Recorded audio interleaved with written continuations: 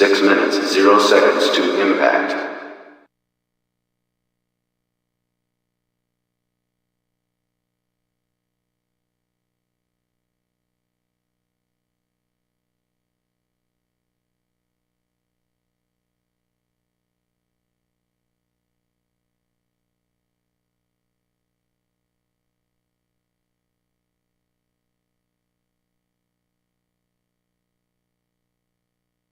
5 minutes, 30 seconds to impact.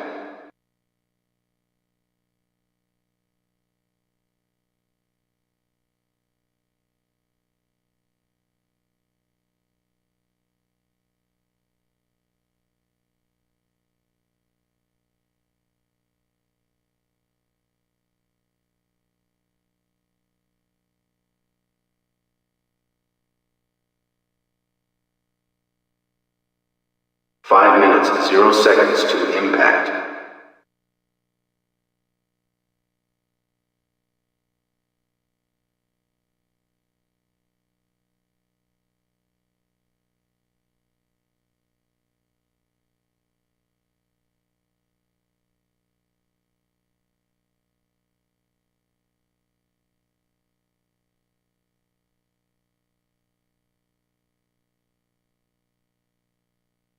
4 minutes, 30 seconds to impact.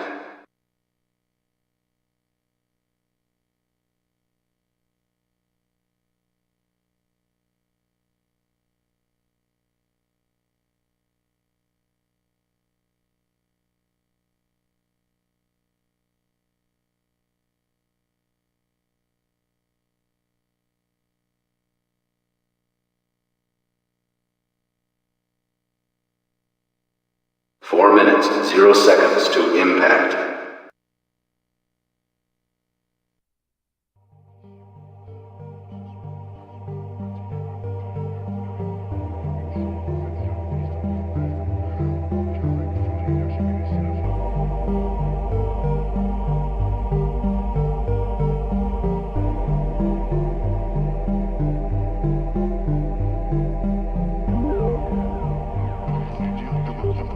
3 minutes, 30 seconds to impact.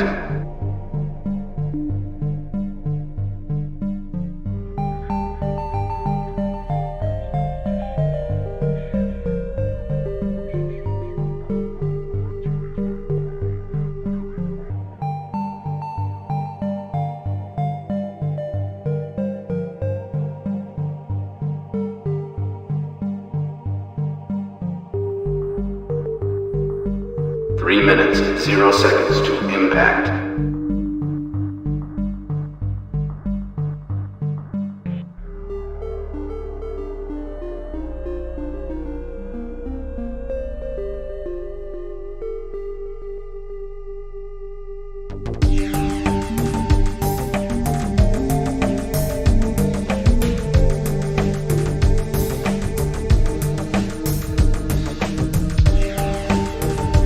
2 minutes, 30 seconds to impact.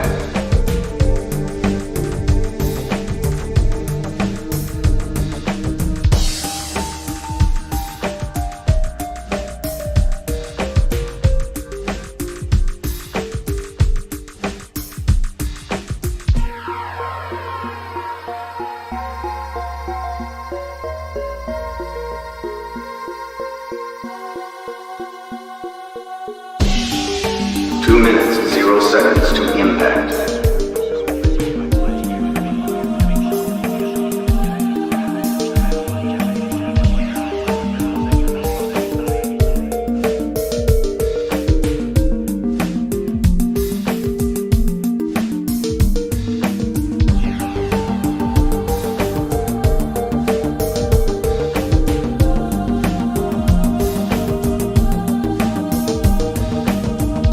1 minute, 30 seconds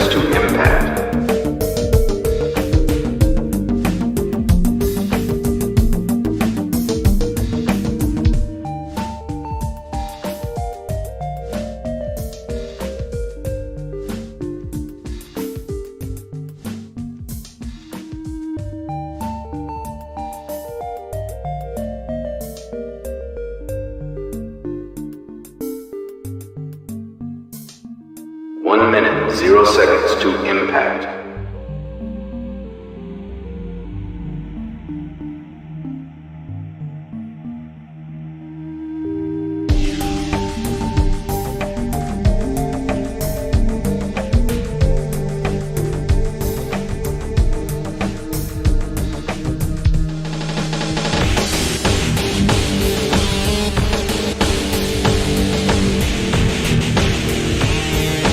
Seconds to impact.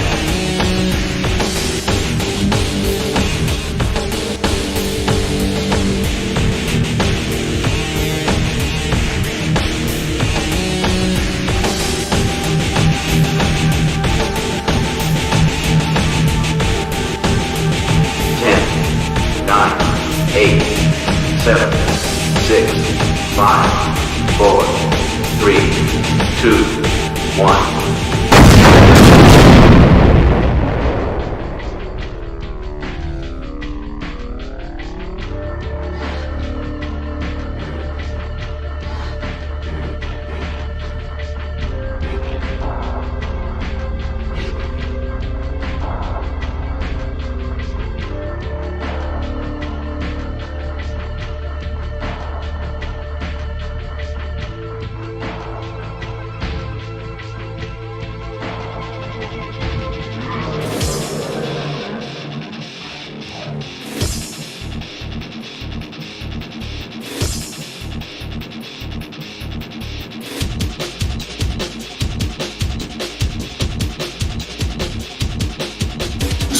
Kuji, remember, where there's smoke,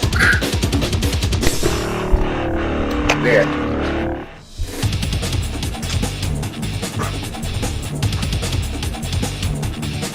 Welcome to the end. No more mercy. No more. I have fucking had it. This stupid ass bullshit that YouTube has been doing to me.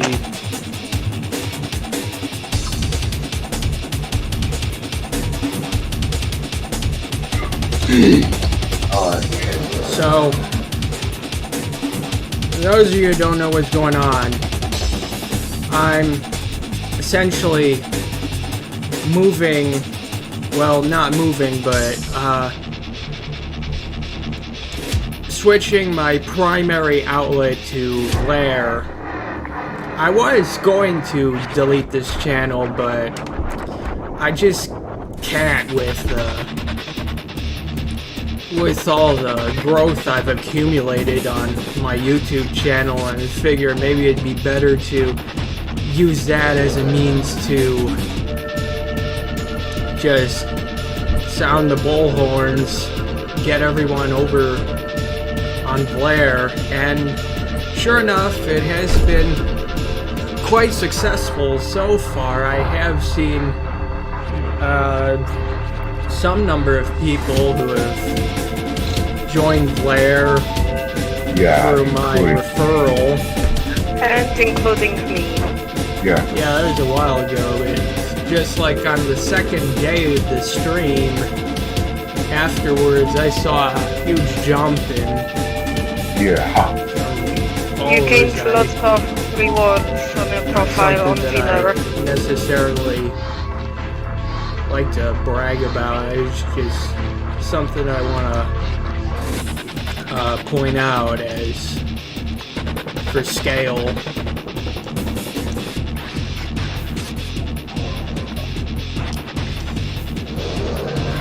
Right, so this machine in particular that we'll be using is a Pentium 3 overclocked to 1.5 gigahertz. Yeah, it has a 3DFX Voodoo 5 5500 AGP. You have one too, don't you? Yeah, I got it for as low as I could. It's certainly better than getting one for $400 or $500 on eBay. Yeah. It only shows up with the name 3DFX Voodoo series under here, strangely, but One thing I was in the middle of working on was trying to get the 3D effects tools program to work without the need for Internet Explorer 4 or later. But I kind of just stopped midway, so I get this. Empty list. I don't remember what it was even for, but maybe someday I'll get back to it. I just don't have the time right now. So, I guess you might also be wondering if I'm using Windows 98 or something, but in fact I'm not. This is Windows 95 with some enhancements I've applied via Memphis builds, especially the early ones, thanks to Blue Horizon for discovering that 1387 has gradient title bars. That seems to be the most stable build when you transplant some particular Windows system files over to 95. I mean, it's still buggy here and there when it comes to playing games using these files, but that's not too bad when you consider that it runs pretty darn well for transplanting pre-release files into an officially released build. Yeah. Actually, I'll probably just want to take a look at some of the Memphis builds when I get around to doing videos for them for the Blue OS Museum. I want to see if GLQuake exhibits the same problem in its entirely native 1387 build, as opposed I was to just doing the same thing. I wouldn't think it would, because it would, like, more files that were made for each other are all put together in the same place. And so anyway, one other thing that I guess we'll start with the magnifier. I've showed this before, but this one is from build 1518, which was perhaps the last good build of Memphis before they really started losing their minds. Just gotta go all IE or something. Huh. Again, resize this. We gotta have that quick. Oh no, Quick Launch needs to be integrated into IE, even though it's possible to have it as its own separate thing.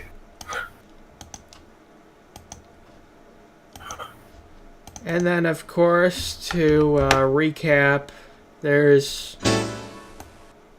Hyperterminal. This new version can connect through Telnet, and you'll see that this very obscure Windows Easter egg, I can't believe we actually found it. And then we have the system information program. This is not from Windows 98 at all. Instead, I just got it from Office 97 because, well, it was easier to do it that way, I guess. I just didn't want to waste that much time on it. Now, additionally, I had gotten the Windows 98 backup utility to run in Windows 95, at least partially. I can't confirm its full functionality, but I blame the virtual machine on my Ryzen rig for some parts of it not working, like I wasn't able to restore a backup. I think it should be possible on real hardware, but I'd have to get around to that. So that's why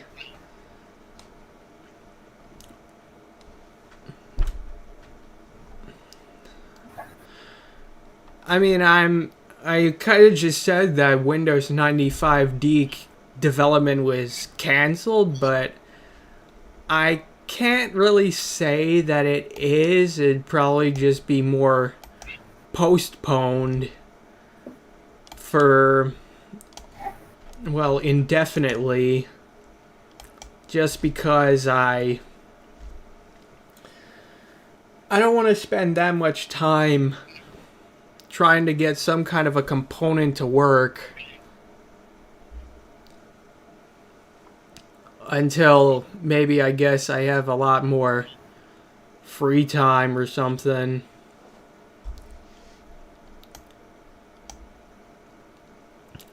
And really, I just want to try to pursue other things like soldering. I just got some equipment a while back and actually need to get some more. But Yeah, the first time he tried soldering it, he had to open 3 windows in the basement to air it out. yeah, because just as I had turned on the soldering station, I didn't cheap out on equipment, okay? I use Hako tools for this, but like, even as I had the fume extractor running, the soldering iron was in its little holder, and I guess I didn't really remember how to set it up right, do the digital configuration, and so then the iron was just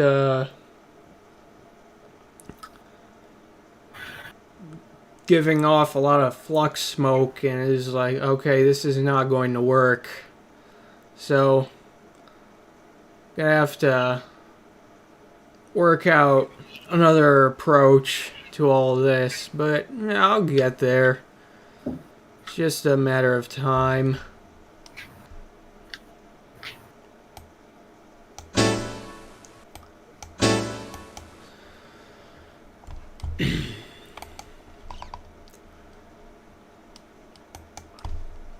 Now, I don't really have much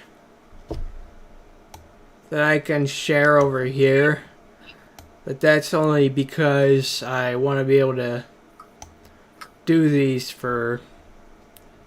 games for significantly longer instead of just trying to cram as many games as possible into a stream, because who knows, I might not be able to sustain like 4 hours. So anyway,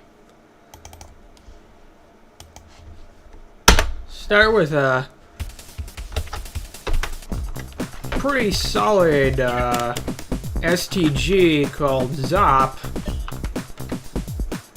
First released in 2002 and having undergone several updates over the years. It is available to download for free, so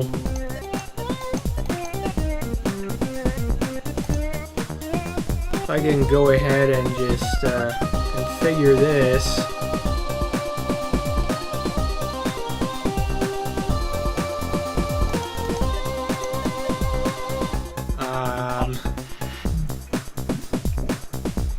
I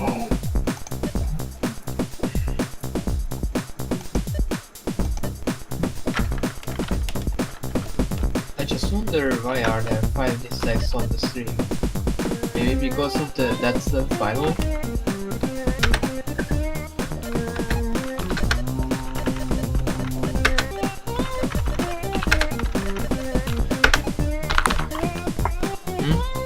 What? Maybe.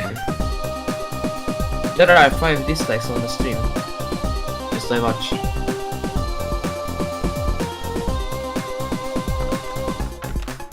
Probably because everyone's crying that this is the last stream.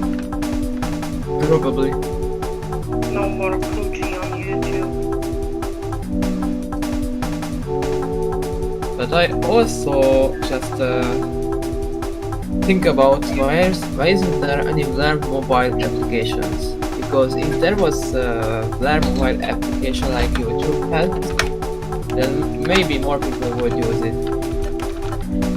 Because you know it's 2020 almost, and almost everybody is using mobile phones. Yeah, pillars should have a mobile app. I mean, on the website it's convenient, alright, it works fine, but a mobile app would be very good. Because maybe you are from I am right. Of course, the things I do on a computer aren't easily done on a tablet or smartphone, and Of course, like programming, but like everyday stuff like just browsing the internet or just watch videos on the internet. Yeah. It's can be a computer. video editing or Yeah, video editing. It can be done on mobile, but not as Yeah, computer has a lot of possibilities.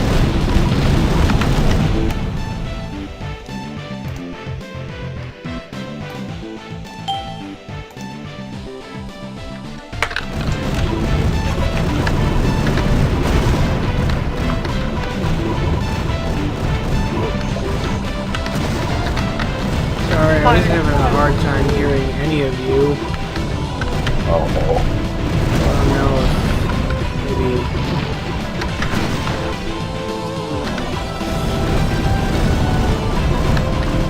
we've practiced this much lately. It's just really sloppy with a spontaneous idea.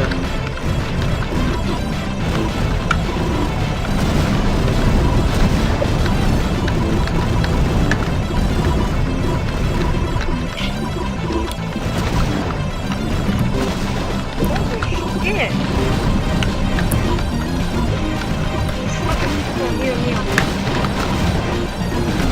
also because it's the last stream on YouTube. Maybe we should elaborate ourselves about the many dance. So what is good, what is bad, and everything in general. I mean, I can conclude my this year on YouTube. After I got my channel banned for no reason, because I was promoting myself on the live stream. What? I was promoting myself on the live stream. You know, I was like on a live stream that basically only kids were there, and I gained subs from kids, you know. And I promoted like, I will shout out you for subbing my channel. I can give you subs for subs, you know. Lots of things. And I promoted myself like, we only need 2 subscribers for my milestone, 40. And I did this first time in May. And it went alright. I gained 10 subs. Nothing was suspicious. Maybe some kids were screaming at me it was coming, but nothing happened. I gained 10 subs. And then it was like, I don't know, September? Yeah, September. I did this again. and lots of kids were screaming at me on chat, and also I did like with another person too, and around like 30 minutes of doing this, I was locked out automatically, and then I received my Gmail account was terminated. I mean, not terminated, but blocked. I needed to log on onto it, and I received an email from YouTube, my channel entering that was suspended. All just for promoting myself on live stream. Yeah, you're not the only one who had fallen victim Yeah, to I mean, this. yeah, I being- heard of that Markiplier Having your drama. channel deleted for chat messages. I was only promoting myself. I mean, I'm probably, by streaming, I'm probably just risking getting so many other people getting banned. It doesn't seem like it's happened so far, Yeah, but including me. But I have only 3 subs, so I don't worry about this. I don't have any videos on this channel of Twitch feel angry. It's only to watch YouTube. I don't know to play this crap.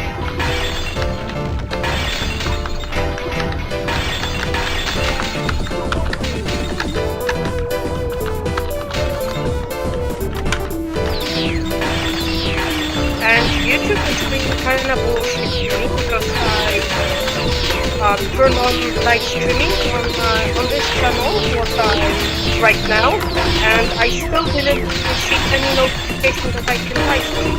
I'm waiting for like a month or 2.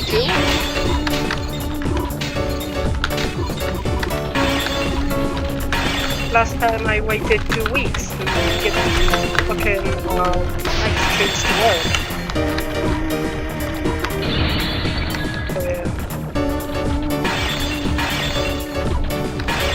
in all honesty, I have considered the idea of opening a Twitch account even though I despise Amazon. I don't know if it will actually happen, but I mean, considering that I'm not that great at streams to begin with, I just... You have gotten better at handling them than in the past, but that's your choice, I guess.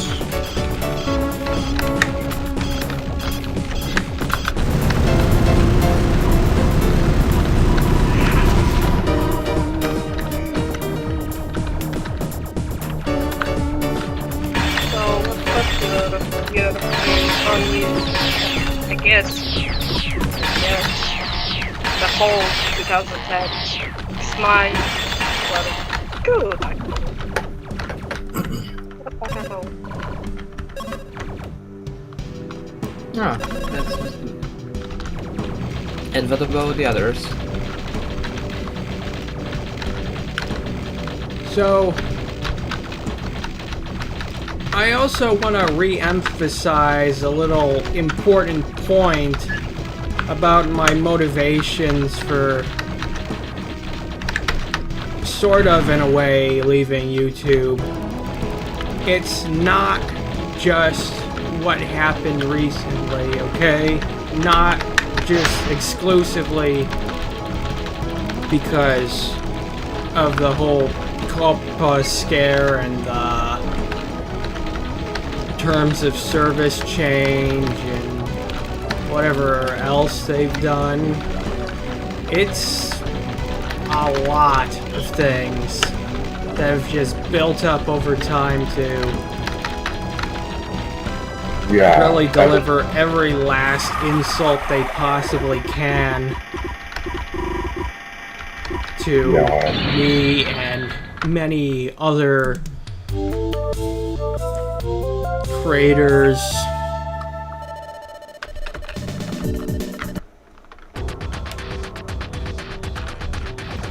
I mean, let's be honest here. The only reason why my channel is even successful has nothing to do with my videos. Just absolutely nothing, except for maybe one.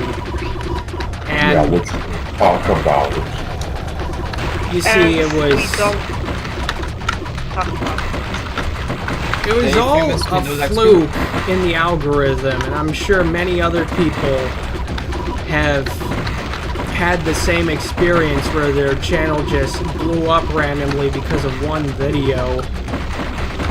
And in Yeah, my the video case, it was just actually- got way out of control. It was deteriorating my mind, and I want nothing to do with it anymore.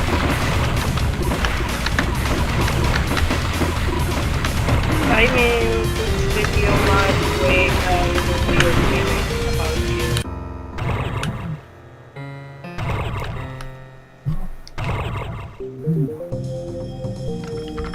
For like some people. I thought, hey, another retro channel. Right. And I came and it was like a treat.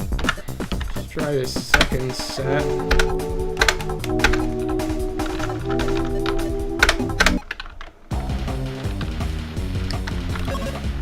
What is this now?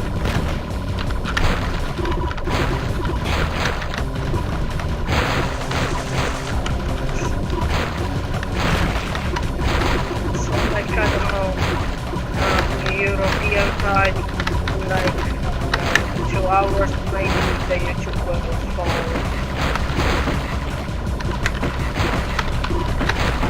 Completely. I mean, not completely, but in my opinion,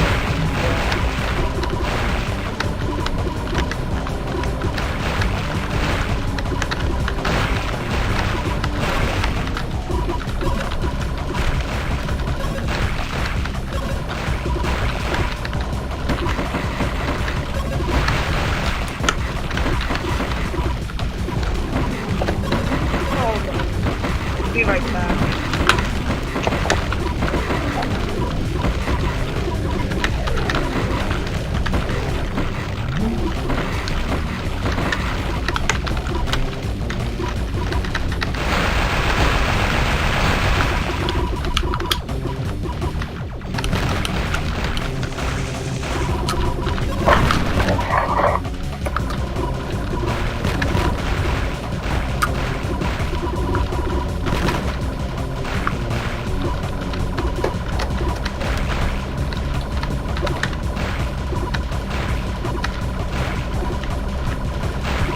I guess while we're on this subject, reading YouTube, you should also point out that the Day 2 stream got a bogus content ID claim. Yeah, I did. It got a couple actually. One from Adrev, I know that much, and it was on Half-Life music being played in Quake. I'm back. You know, it's just so fucking scummy that that these large companies will go out of their way to just register as much as they can into a content ID database and try to get all the money from all of that. I mean, in another stream that I ran a couple months back, also covering Windows 95D, I That one. had a copyright claim from Latin Auteur, which obviously did not own the rights to the music from Unreal. I think the company's some kind of division of Sony Music Entertainment. Sorry And- for the background noise.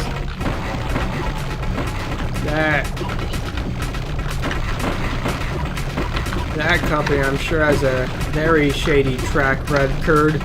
I wonder if I should stop using Trinitrons and just start using exclusively ViewSonic monitors now because of this. Well, I have they it. might not really be bound to the same things, even though they share the name, but... I mean, have you heard of a YouTuber called Pyrocynical?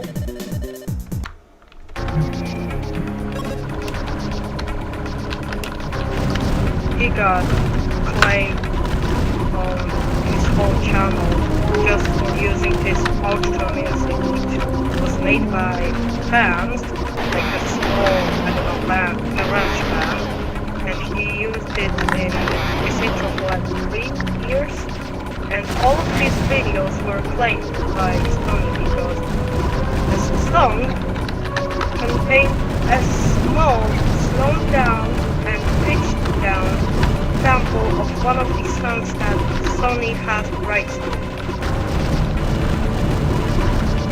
Yeah. Yeah, you also mentioned that there was some copyright troll that was claiming a bunch of Minecraft videos, and then... Oh, yeah. It was like, he was on Twitter saying that one of these songs has a sample that it's in his song, which Minecraft came, I don't know, in like 2009 maybe? And the troll appeared in 2019, like this year, I guess. And yeah, lots of people were claimed, but soon enough, Mojang Twitter got him, and he was sued the crap out of it. So, yeah.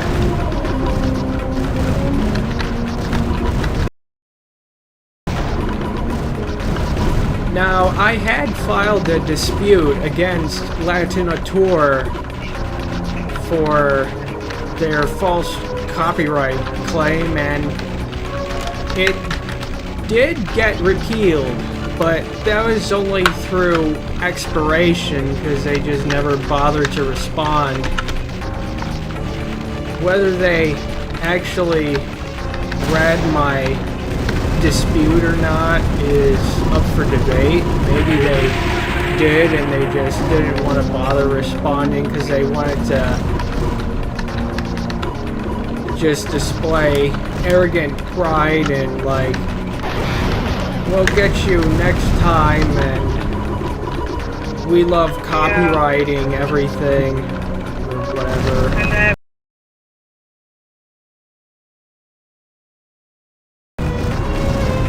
Just one way that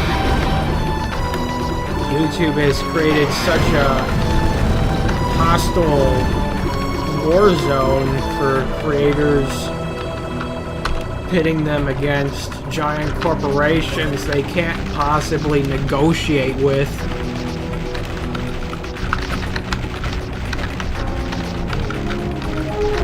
I mean, like, you can create your own film, songs, I don't know how to describe this, and it's also risky because you might get copyrighted because of the freaking tone, like, a single note tone from the song can be like, oh, this is similar to our song, copyright this. It's bullshit for me. YouTube nincs szápész. I mean, how can I describe this? Some people are quite pessimistic about the idea of Blair ever succeeding, but what I just want to say is that one of the reasons why, Because of the fall of the Weekly. yeah, well, And vanilla or one of the major killers of alternate video sharing platforms is lack of initiative and commitment by users to these platforms. They'll either just treat Blair as a secondary platform, or they'll say just join once and then completely forget the site even existed. And that's pretty disheartening, to say the least, because I've been wanting at least something to be done, whether it be YouTube fixing themselves or some competitor taking over. I've been wanting to do that even before I joined the first iteration of Zipcast in 2010.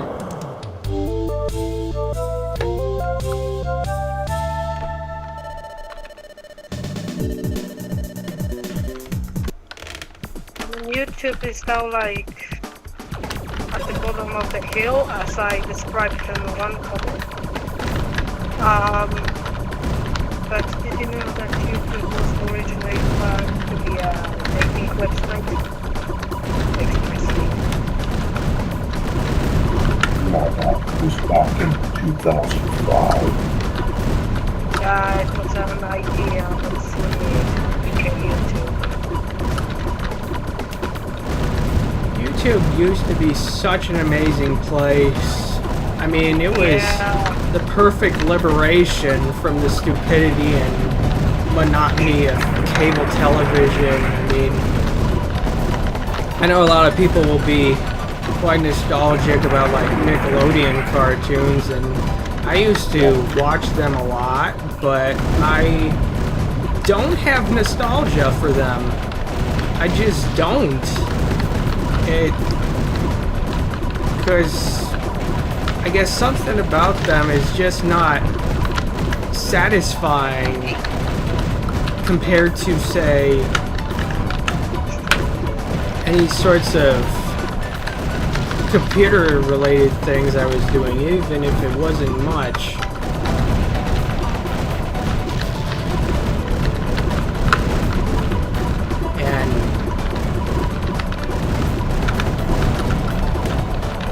Kind of why 2006 was quite a nice year for me, when I started to discover a lot more organic content from real people instead of corporations.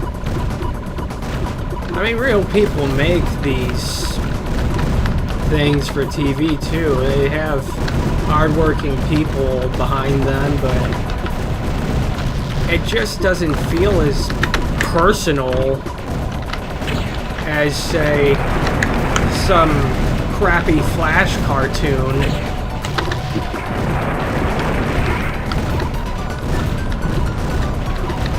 Or a stolen re-upload of such. Yeah. Hey guys, I found this awesome animation on Newgrounds. I'm gonna post it to YouTube. Hey, stop. This is my animation. And yeah. Look at that.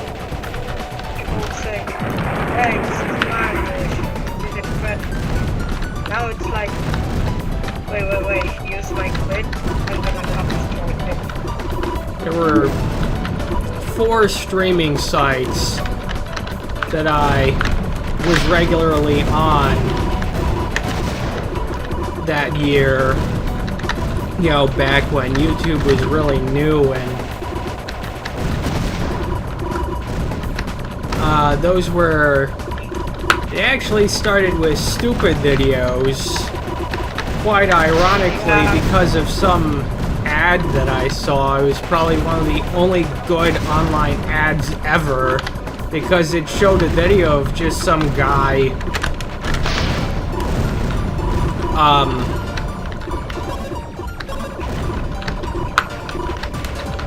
basically pulling himself through a box and disappearing. I thought it was hilarious.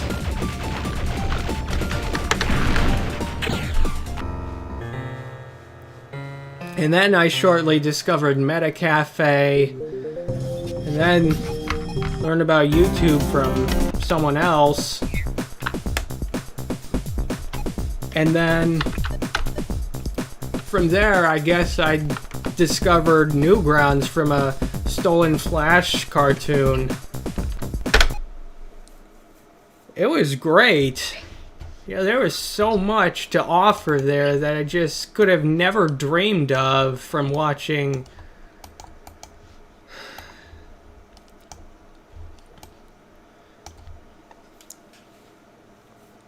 TV programming for 8 to 10-year-olds.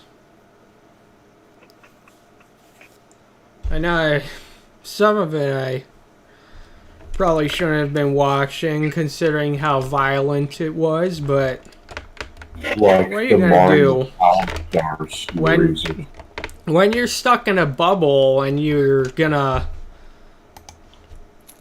start getting tired of being in there, suddenly you venture off into the realm of YouTube. It's like night and day. At least it used to be that way.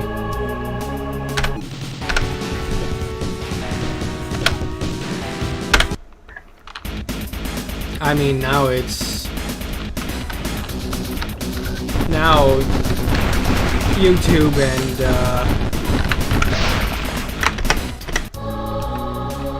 YouTube and cable television are practically indistinguishable. Right. Literally, because you got what do you want to do on YouTube?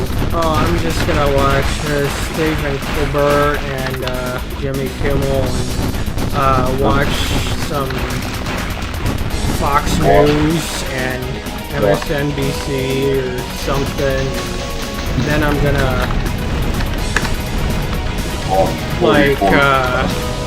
rent some movies on YouTube. Great, because that's definitely what the site was supposed to be about.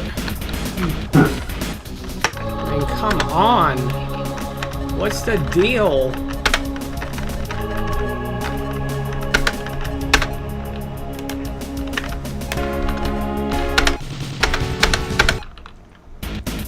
I mean, it's so hard to find any good content on YouTube anymore, because fucking recommendations, they're either gonna be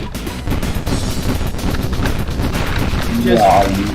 I mean, it's not like all creators are good either. I mean, they're pretty bad. Certainly not as bad as cable TV, with some exceptions. But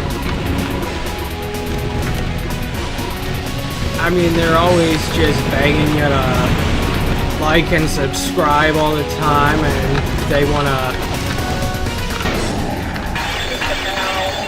do a lot of flagrant self-flattering and just, hey guys, look at me, this video is all about me, quit looking at that thing, this is me. This is me, okay? Hey guys, this is me, I got the new Voodoo 3 accelerator, and now I'm going to try it with some fast-paced, exciting games. And also I wanna organize a gift card giveaway that won't happen anyway. It won't happen because I'm faking it just to gain subscribers and likes and comments.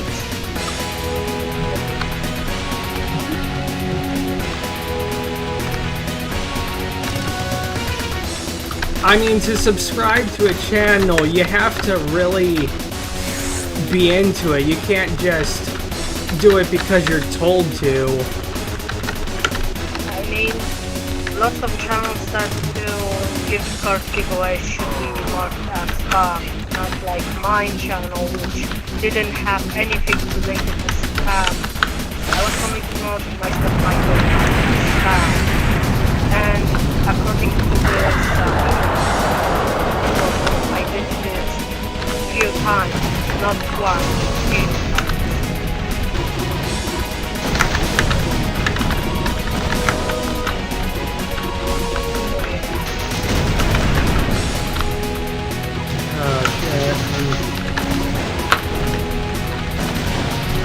Watching this one so badly.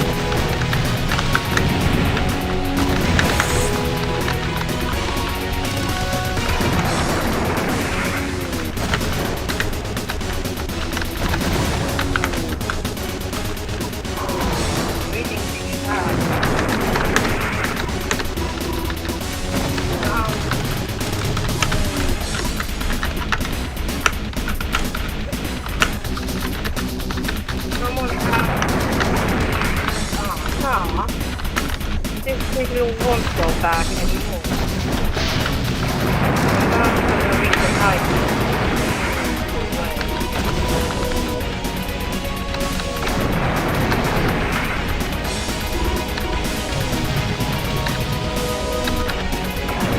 Well, stop writing about King of Glory.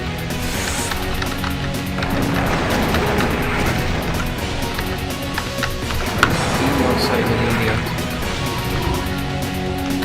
He's dead.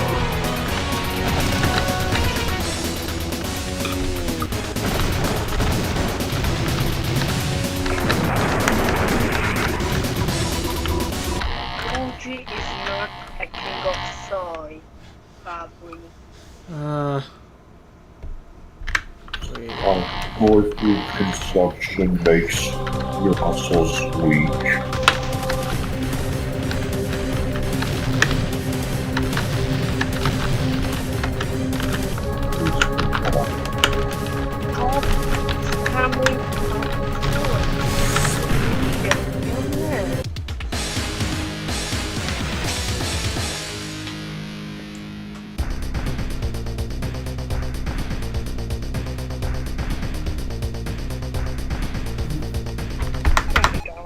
Computer gets noisy as hell and I need to turn it off.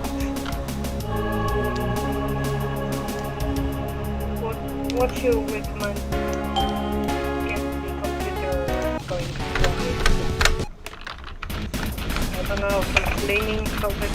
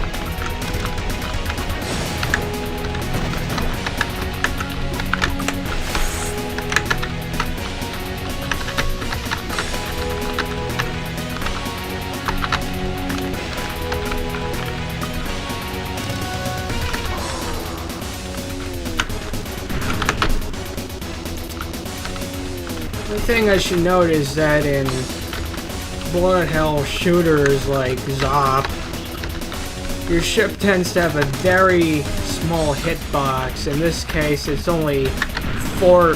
Oh wow. It's only 4 pixels large. So you can dodge bullets in a very, very narrow passage, but you have to always be mindful of where you're positioning your ship. You know what? While I'm at it,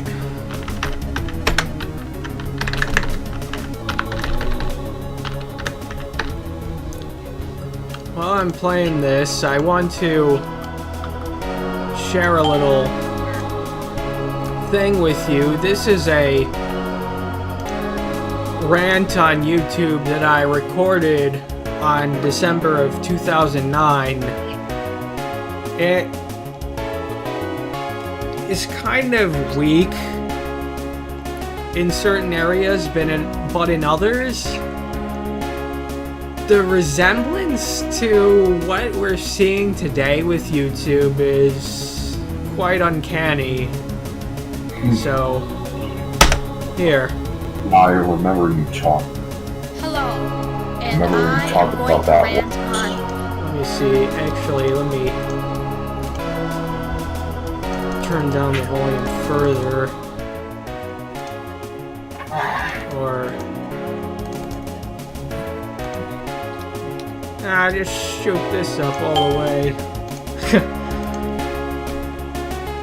Hello.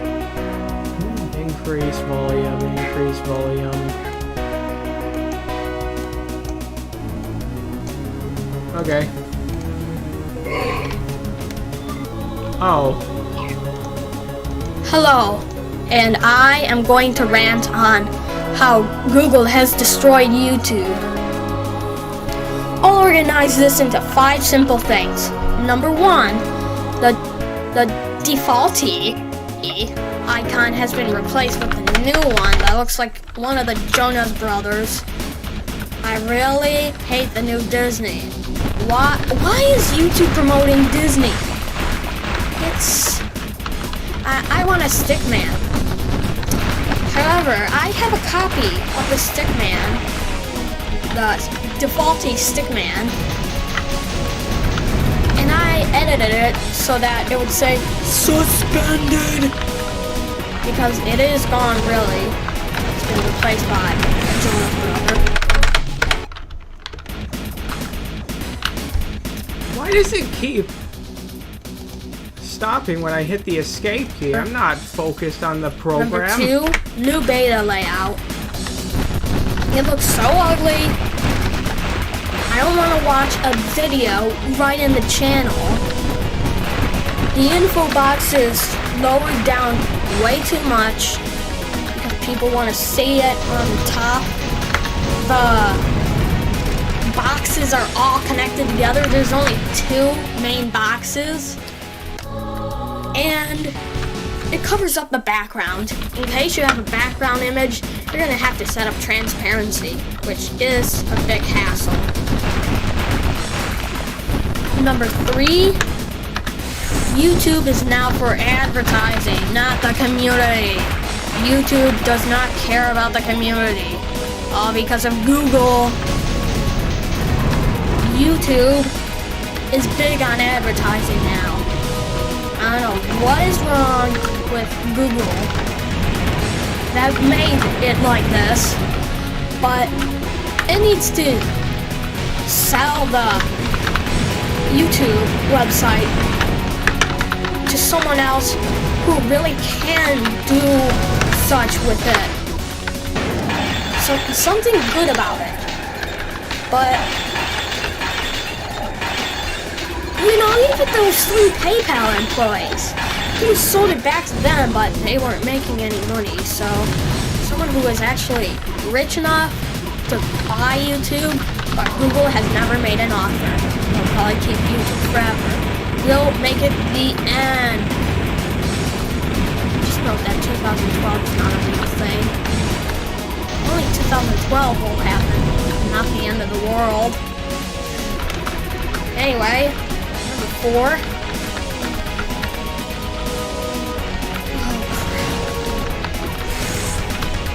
The the interface with YouTube in general is no longer user-friendly.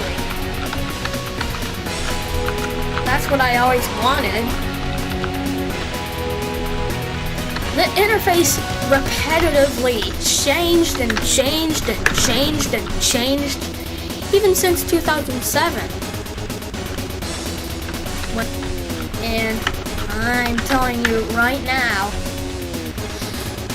that was pretty annoying back then, but now it's way too annoying. Number 5, last one. It's about TV shows.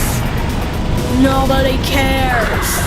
We want the community videos to be the big videos, not just regular TV shows. Is this supposed to be a copy of Hulu, which I don't use, but... Fail! Crap.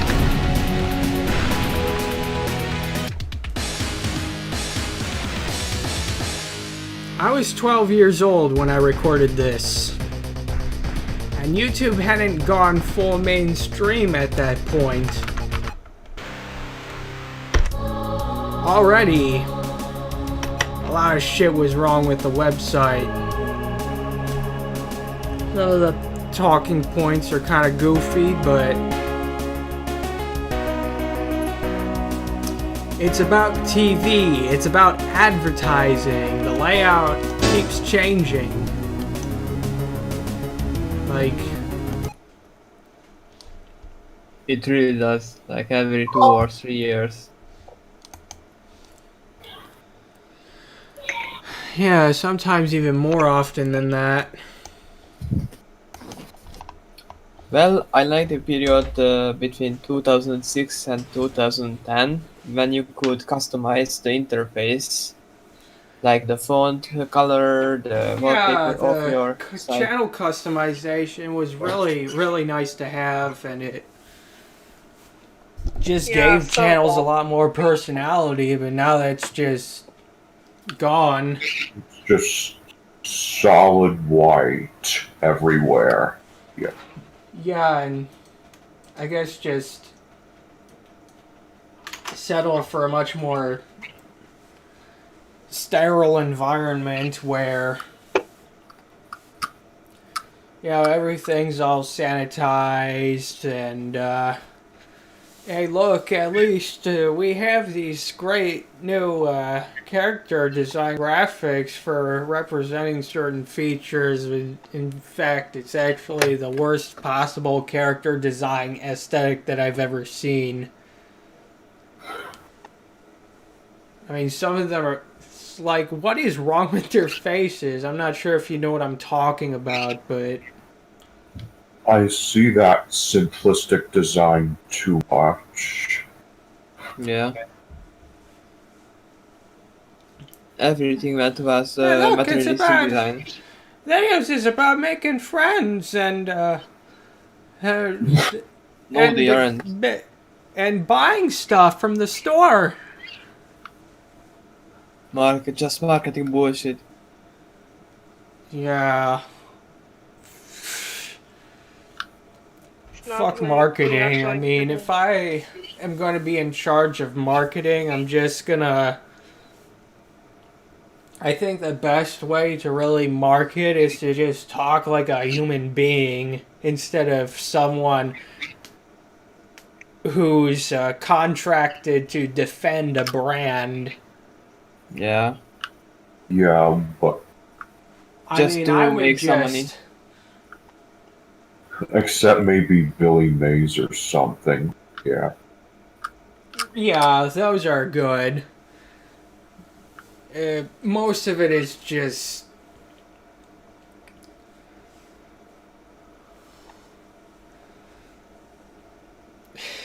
It's just insufferable.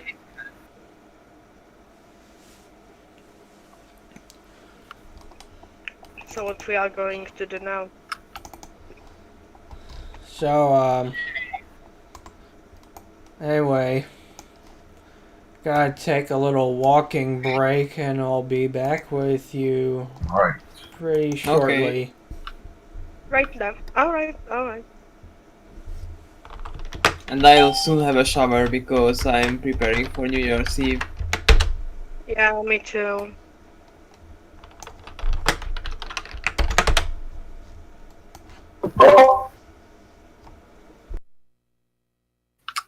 Like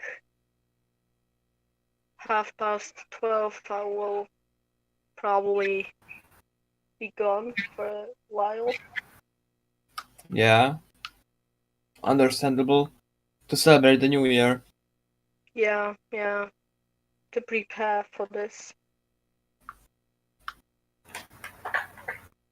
Right now I'm drinking some Pepsi. Yeah.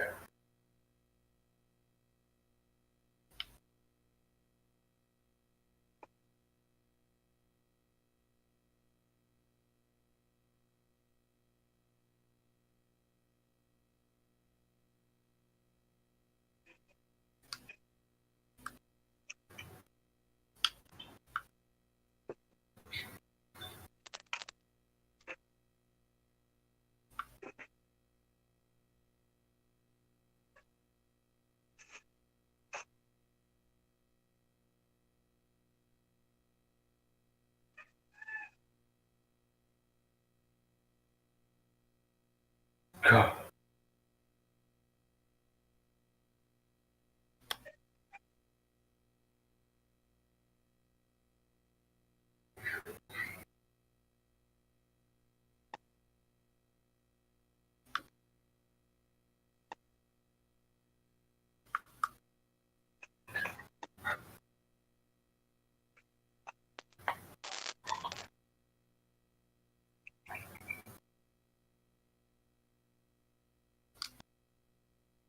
Stop spamming F in chat.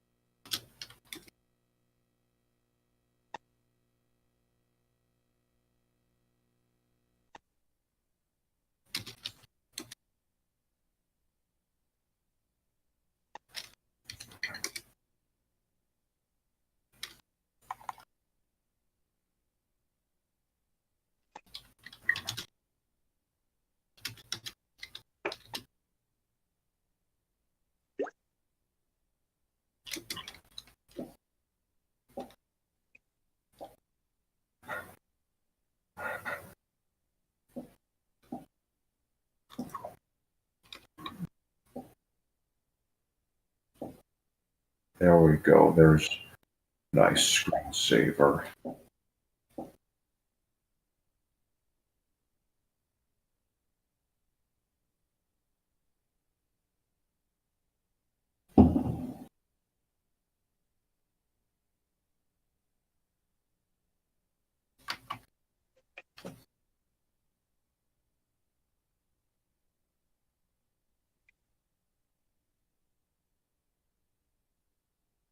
I mean, I'm using a different mic, and when I had the archive from day 2, I sounded way better than before.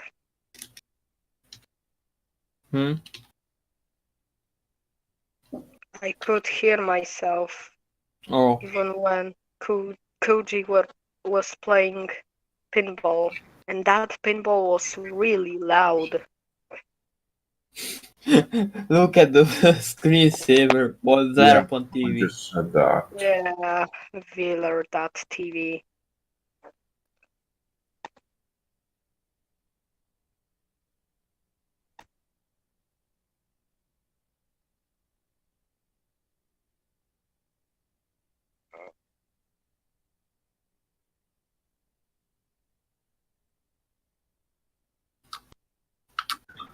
I mean, I'm using two different screensavers on two different Windows systems.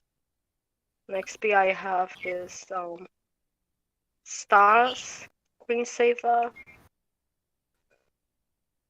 and on Windows 7, I have a spinning 3W text saying Old Mushroom Jr. because my computer is a big giant mushroom, an old one, because it has like 12 years.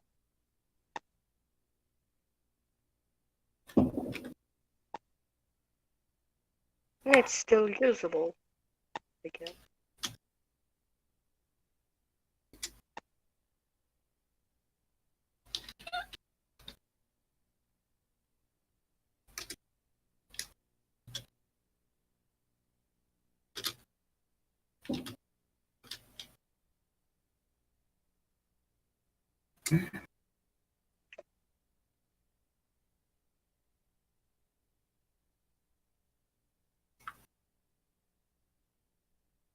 Alright, I'll be right back.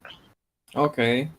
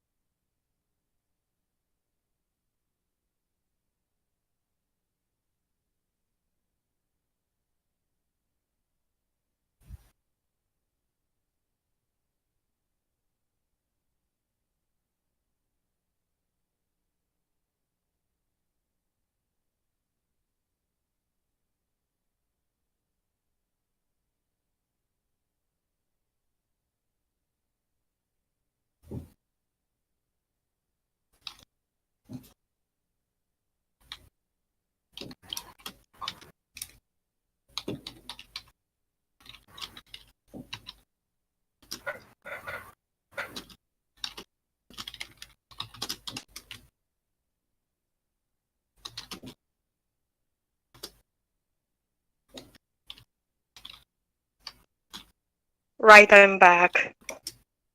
Great. Okay, and I'm going to have a summer, so be right back. Alright. Ish. Koji is BRB right now. Yeah, he has to.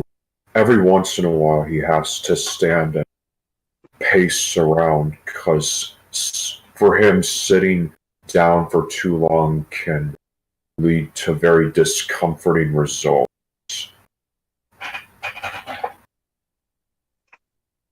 Like for everyone. Yeah.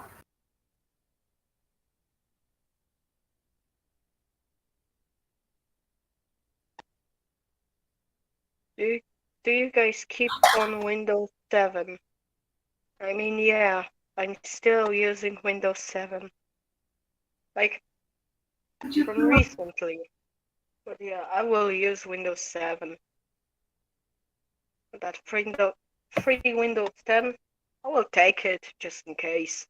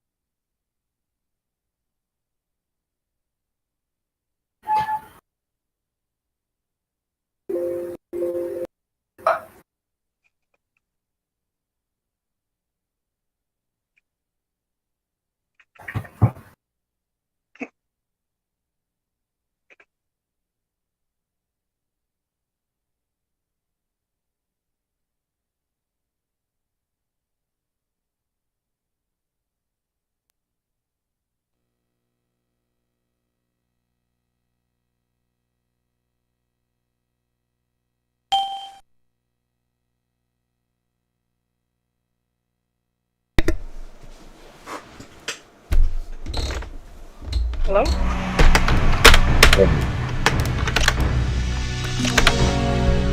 I'm not here.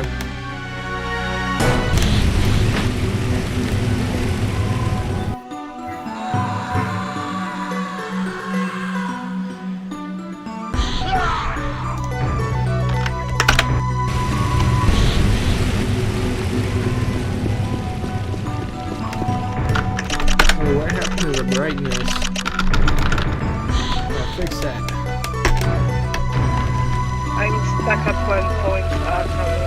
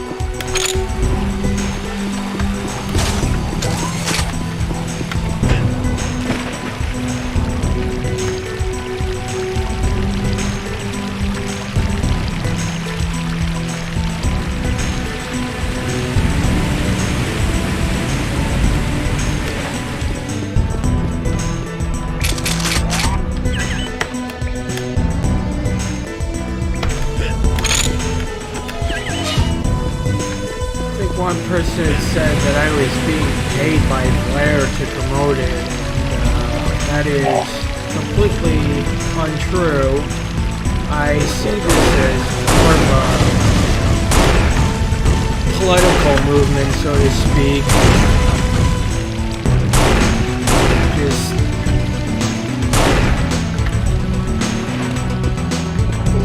some very, very loud protest against YouTube's policies and what it's been pushing so much.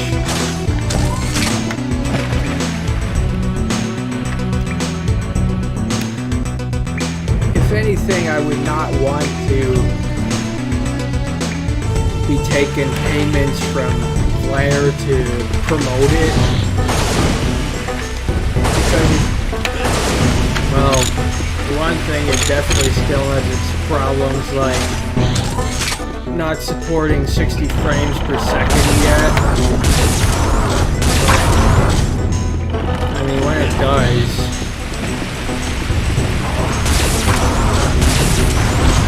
I definitely want to re-upload more of my content there. Right now, they're just re-uploading this stuff back in this week. Yeah, the really old stuff that's at 30 frames.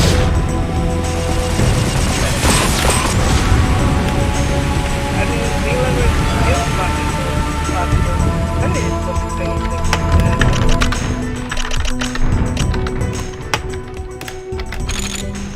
I didn't heard about Vila before.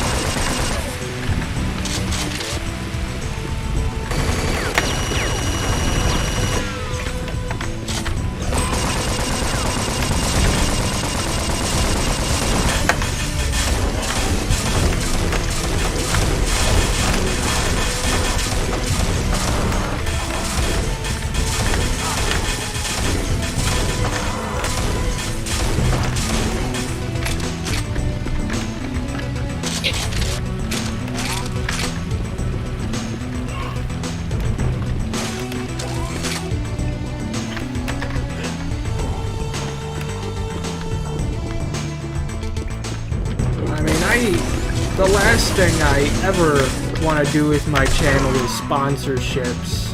I just wouldn't feel right doing them.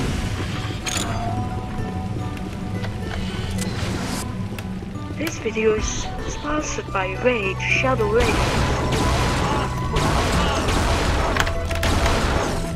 I hate sponsored videos. Honestly.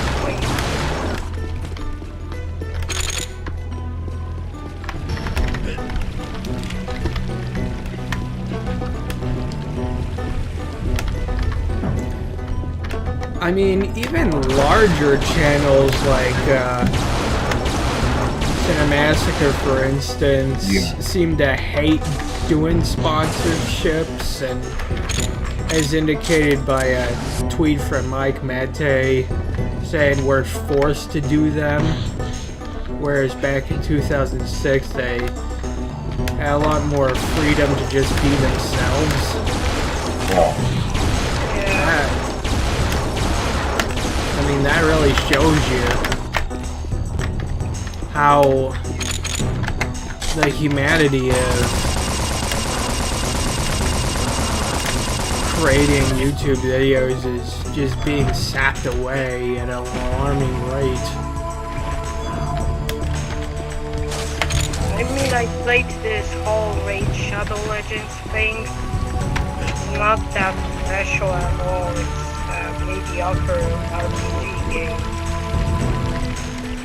It's basically a cash grab. Soon enough.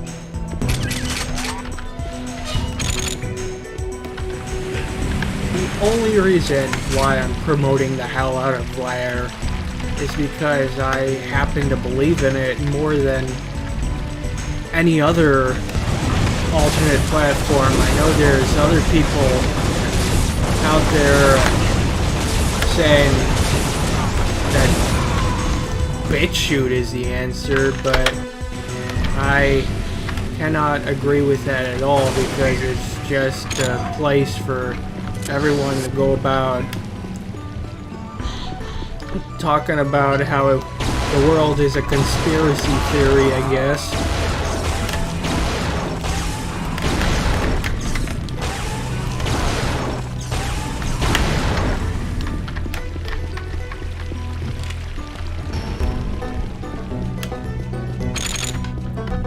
I wish it was a better site with a more tolerable community, but it's just not. And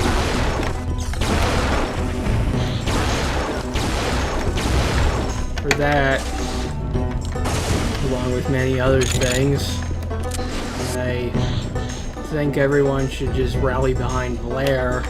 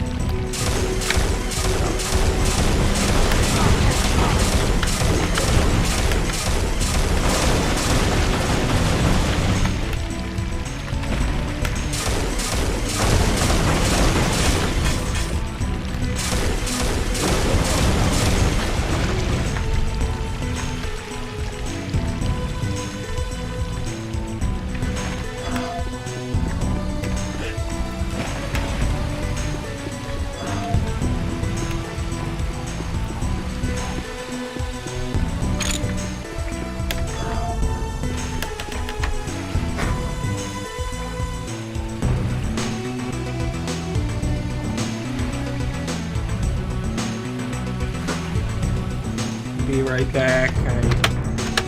screwing something up.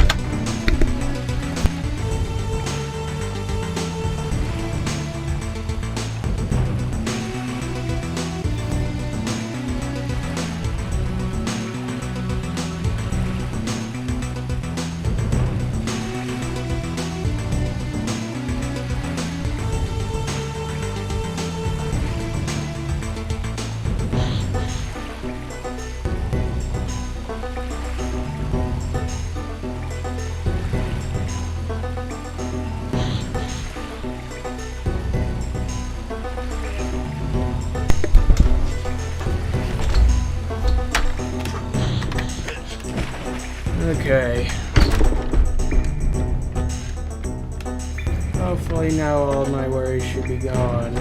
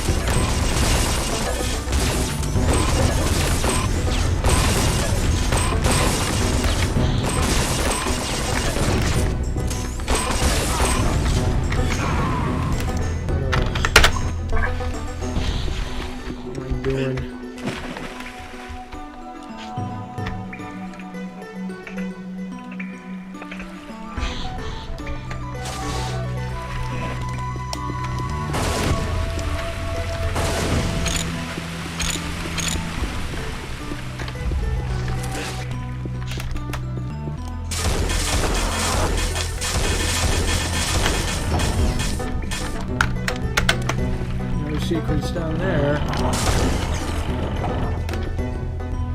Okay, I'm back. I'm playing Unreal 2.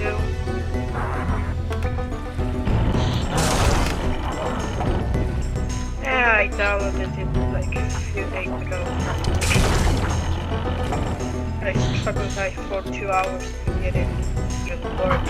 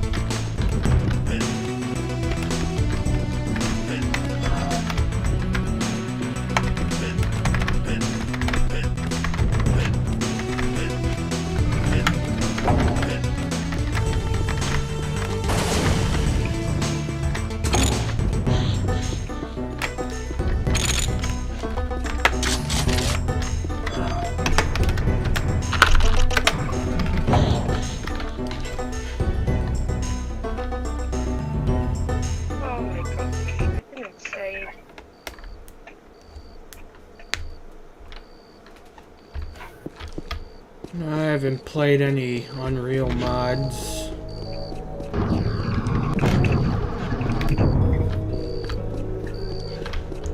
Apart from maybe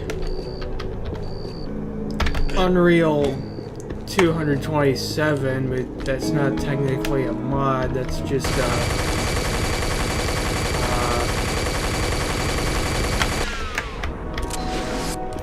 updated version provided by the community.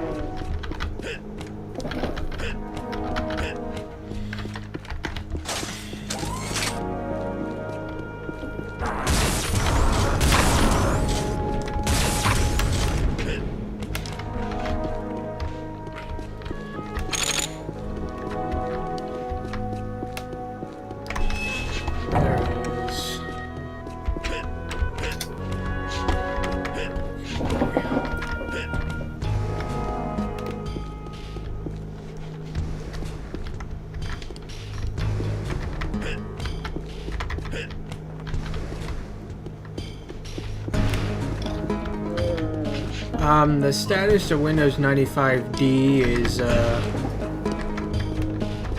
pretty much, it's already available if you go to the link in the description of the second day of the stream,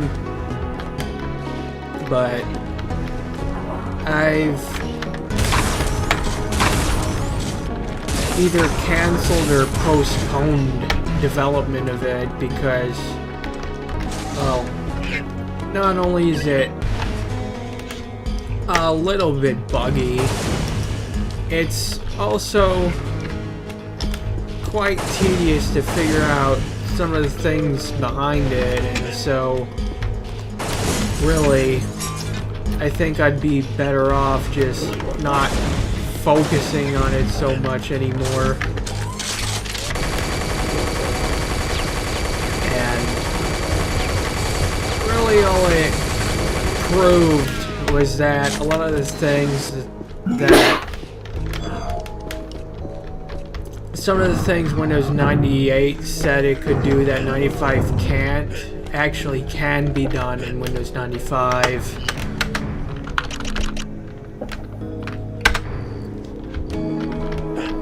That's really the only much of the bulk of the point of it. That and you trying to get away from Internet Explorer integration in 98 Yeah. I mean, I think I haven't used 98 Lite yet, but I would imagine it would be a lot more reliable for getting more of what you want out of Windows 98 without all the trashy browser integration. But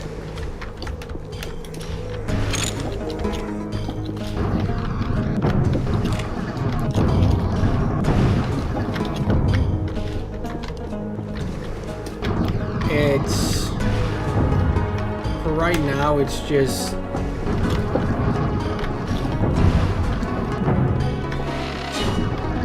not really something that I can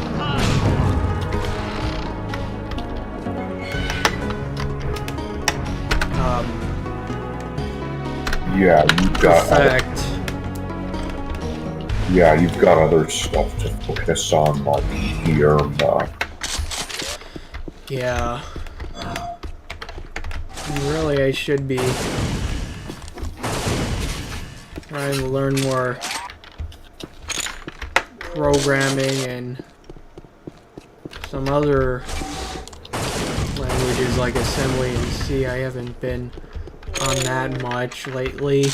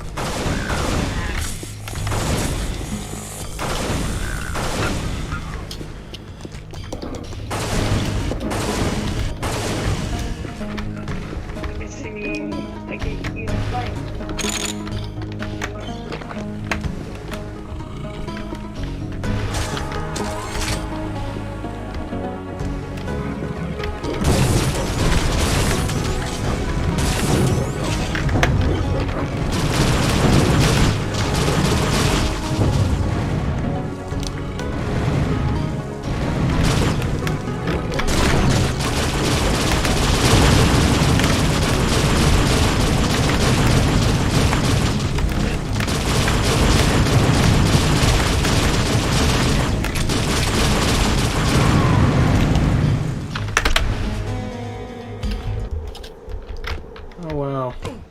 I've really just been forgetting to save all the time.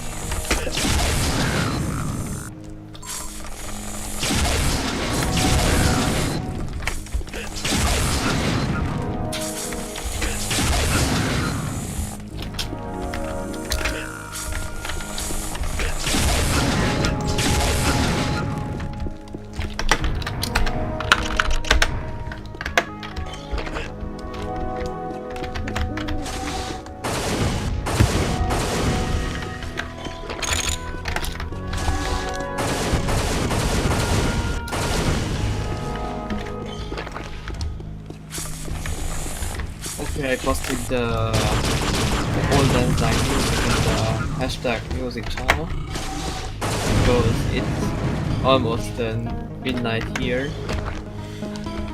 Oh, I know, it's not midnight in the US because it's like It's 5:22 over here. 5:22. Or Yeah. to on the Central Time. Oh.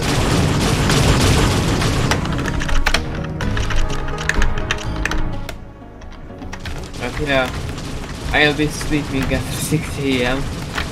Then in the Eastern time zone it's midnight.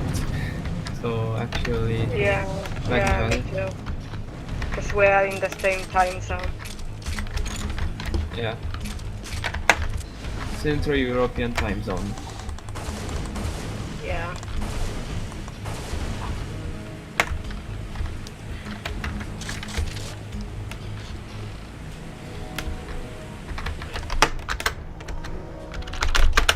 And people are firing their start work already. The fireworks. Yeah, mine too.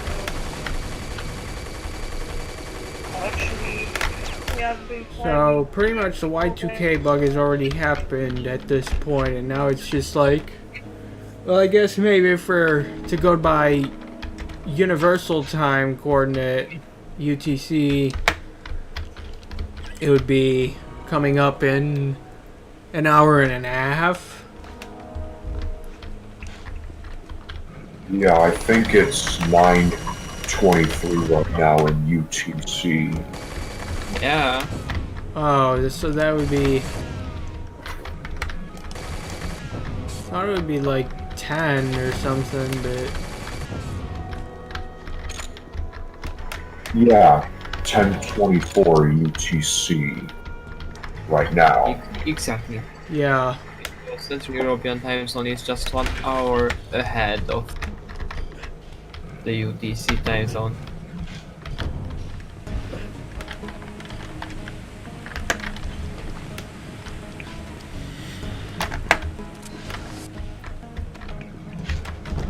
Uncle 301 said it's 11:23 p.m. in Slovakia. Yeah, basically because it's the Central European time zone. Yeah.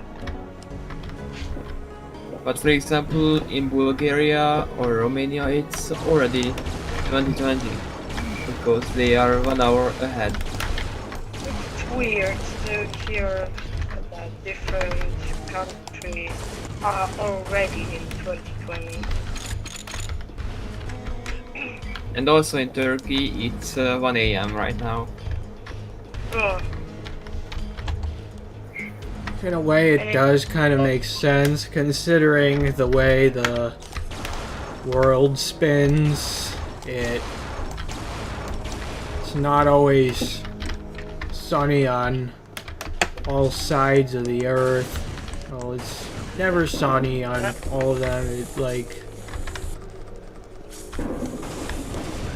sometime in one part it'll be day, another part will be night. So I mean, I can see why there's time zones in that regard. Yeah, that's I'm alright. not sure about the. I haven't read much about the history of time zones, but apparently the ones we use now are fairly recent compared to the history of humanity as a whole. I mean, back then there was like such a thing called railroad times, I think. Yeah.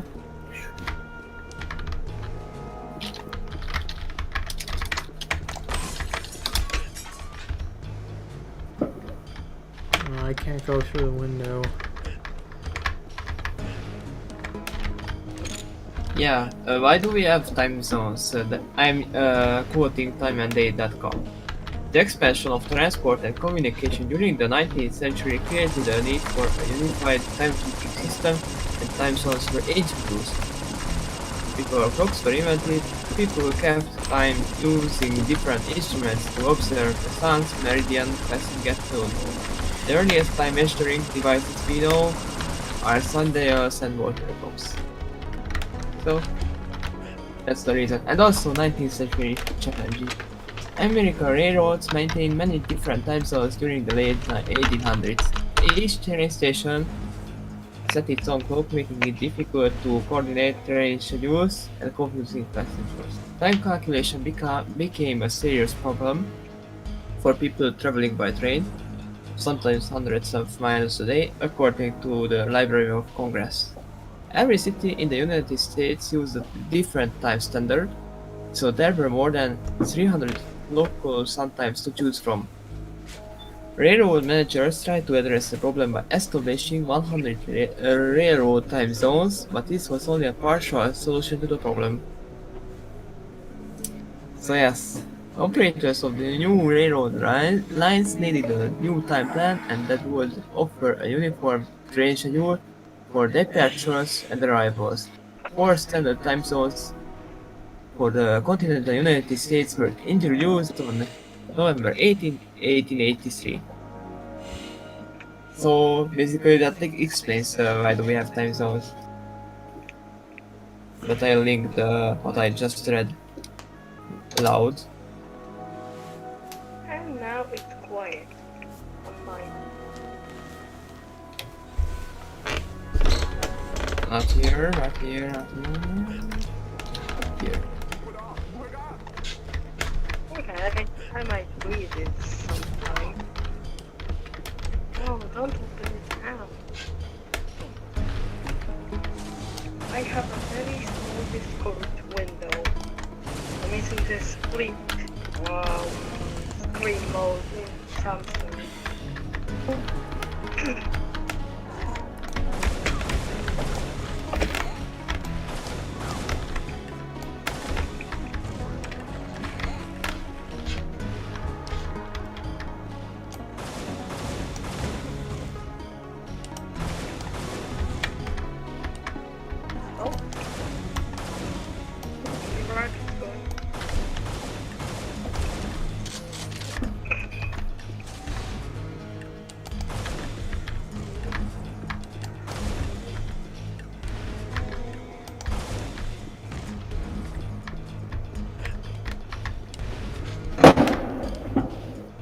Oh, that was loud.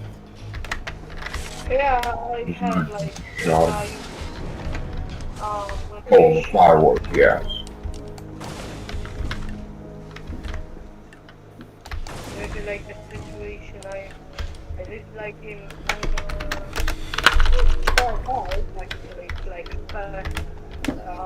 like the story building thing. Nice. The story because it's a block of apartments, small, that kind of thing. But like looking through the window and like fireworks, basically just the window. That would be scary as hell. Yeah, firework is going on, and maybe they are doing in front of our house. I mean, of the apartment that I am living.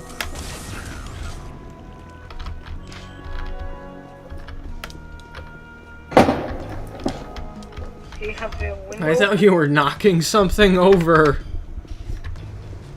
No. Just my window is open. I might close it because of the night. It's probably gonna be really obnoxious. I wonder if that's gonna wake me up when America starts doing it too. America. America! America! America! Oh man, I hate doing that. America is the greatest country in the world.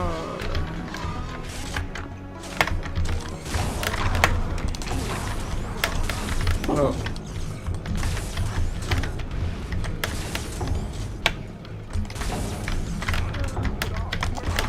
Oh shit. Oh man, I wasn't wanting to do that. Fuck. Now I'm gonna be in trouble.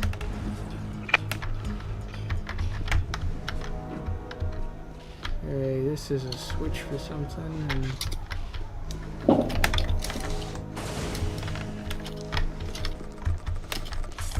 Look who's coming down the chimney this Christmas season.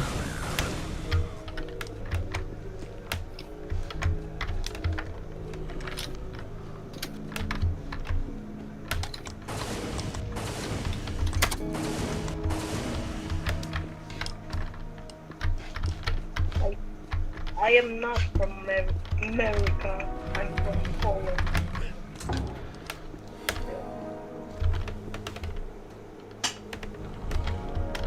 But isn't Poland a state in America? Yeah, like the Philippines are a state.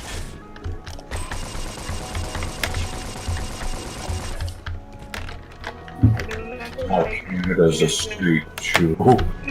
Canada.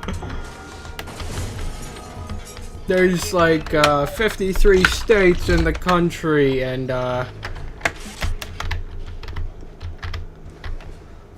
853, not 52 or 51. no, it's just 50. 50, yes, but maybe Puerto Rico is one of the voted states. Yeah, I think maybe it should become a state. Wait, let me check something. Like in Poland, we got something familiar to states. Let's see.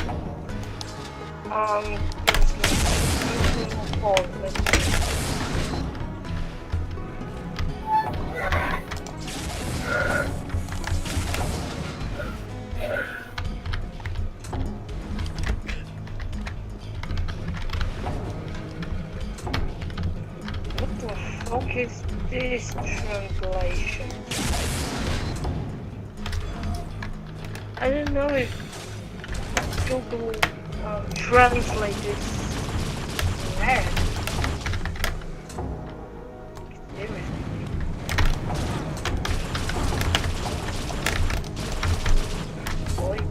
Ship. That is insane. God. Those things. Oh, let me jump on Discord real quick. I need to get that. Door window. Yeah. Play it.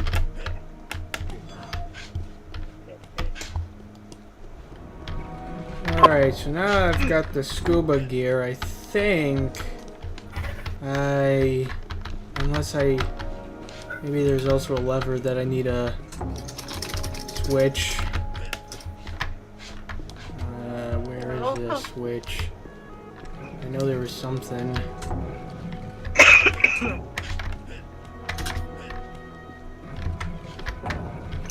I remember like a few years back, I was in the toilet and some guy put an explosive, like, I don't know, he fired me actually. like second side of the road, maybe on the other side. And it was so powerful. It was so powerful that this flash, the sound, I felt this in my apartment. It was so powerful. Oh, I closed it. And I have few dumb friends. I don't like hang with them. Right? Okay. I think it's very dumb. Go One of them. outside. Where is outside doors? Put a fucking firework near the school.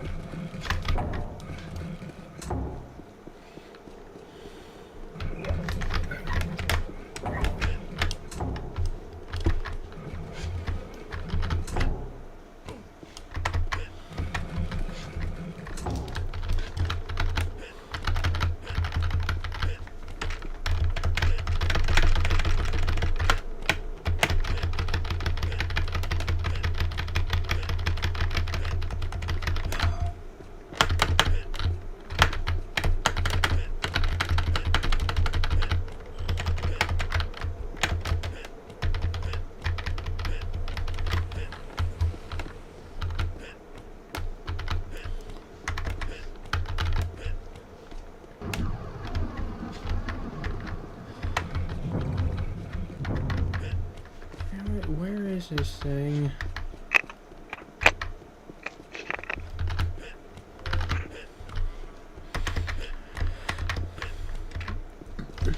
Oh well, more ammunition pickups, I guess.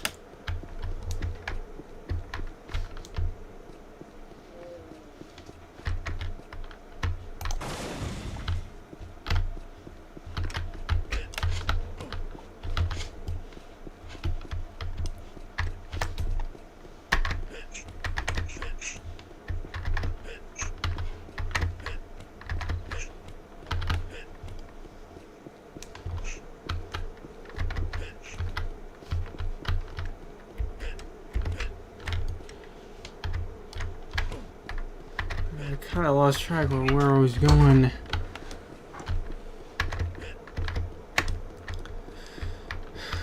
Don't worry, we'll find this exit soon. Just the usual chores.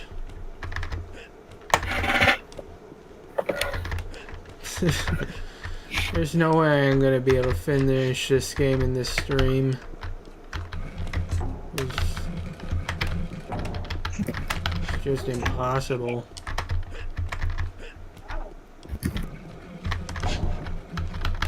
So many things that I'd have to...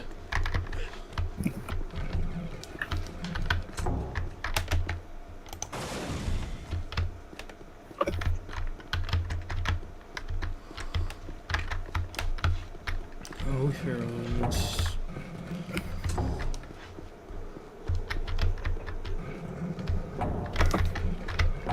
Okay.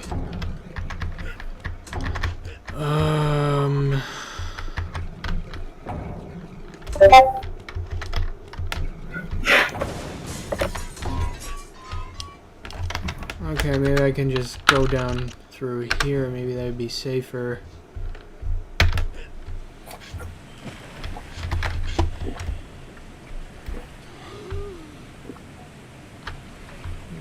Just...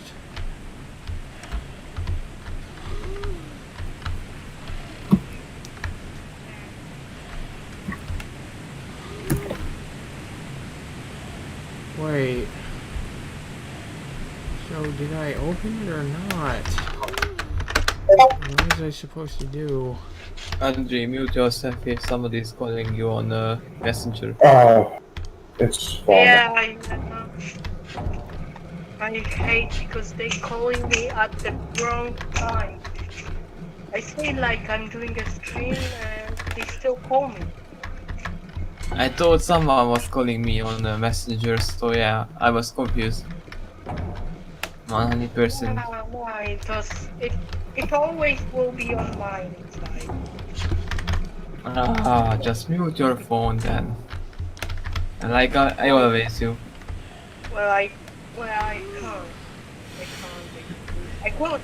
I could remove Messenger, but still. But you can mute it. Me? No, I meant Andy.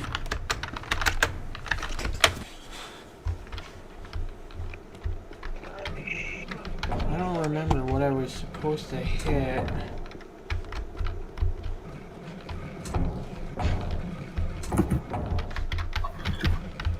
This is gonna make for a really exciting stream.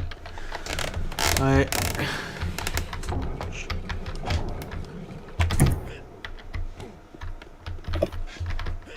I remember like one live stream, I don't know, it was like day one.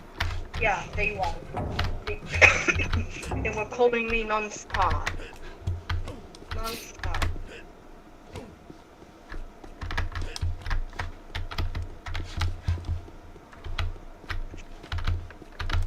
It is like 19 minutes left. Yes. Well, come on, get in voice chat. I gotta show you something. It's really cool. Come on. Koji, get in. Ugh. Okay, why am I doing that? It's just reminding me of those.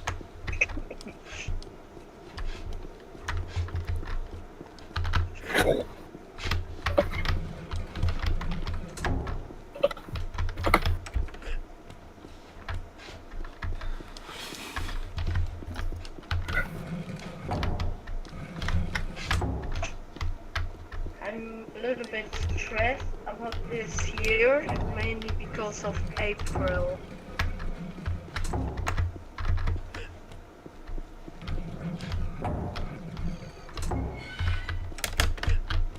They have these 8th grade final tests.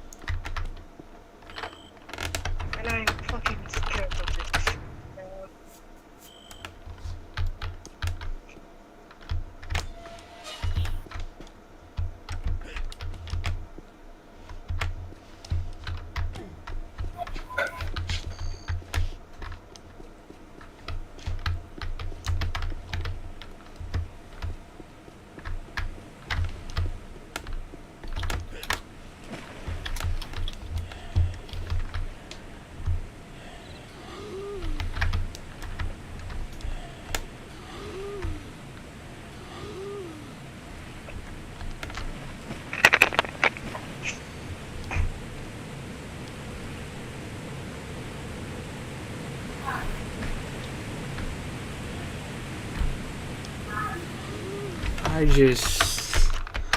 I'm at a loss here. I almost fell off. I almost tripped over. What was I supposed to do to open that door? I don't know. Unreal is very confusing at some point.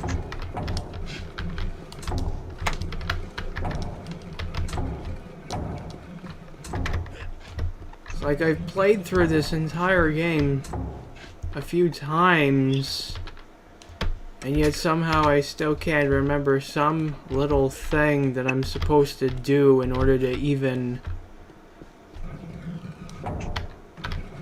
advance forward. This is sad.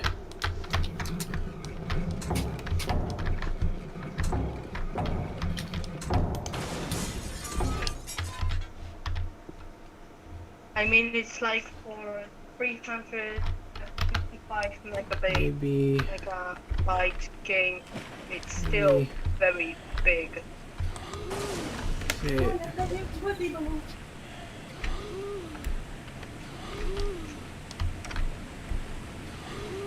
Maybe is it these stairs or something here?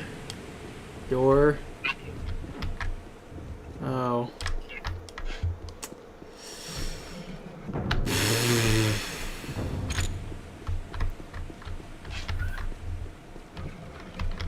case, I might actually go for a while.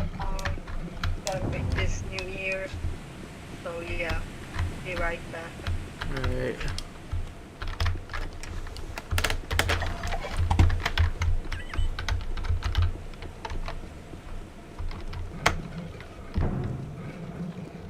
This one?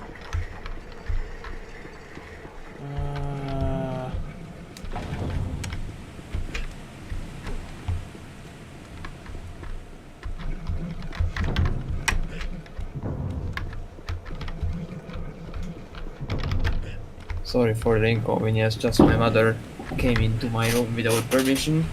Oh, yeah, they always do that.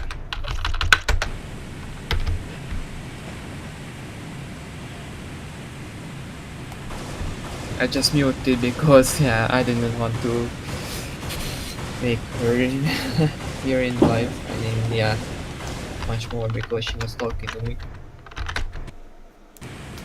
Yeah, 14 minutes and it's 2020. And do you guys have any resolutions for the next year?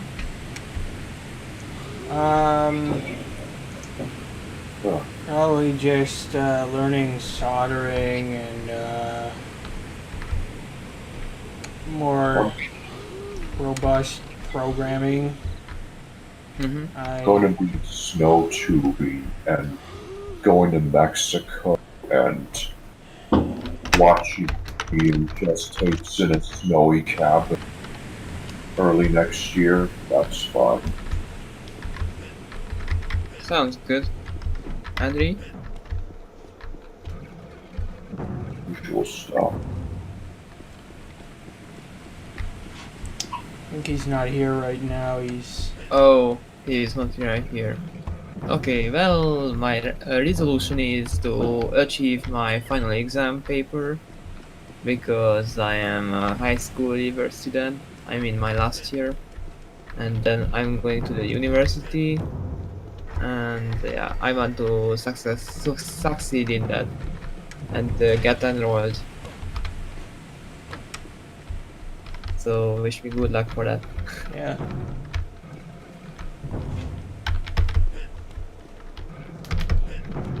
It will be a hard time for me, like in the following 5 months, 6, because I finished the last exam in June.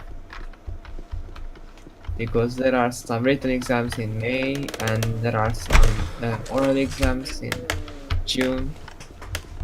Yeah, well, I hope I will succeed.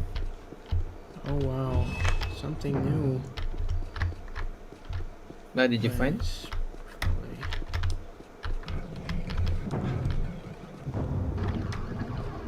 Is it really gonna help it?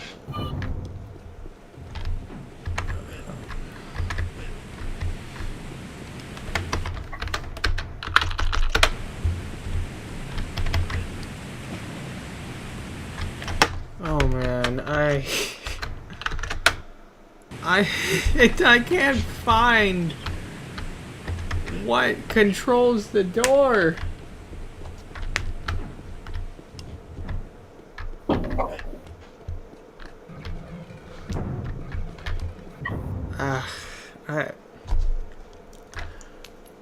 I just don't even know if I want to be wasting any more time on this. What am I gonna have to do? I'm just gonna have to like, what, consult a walkthrough on a game that I already finished? Oh, please. Well, could probably just check my own. I know I had recorded some raw footage of this game a year back, so let's go see what we got.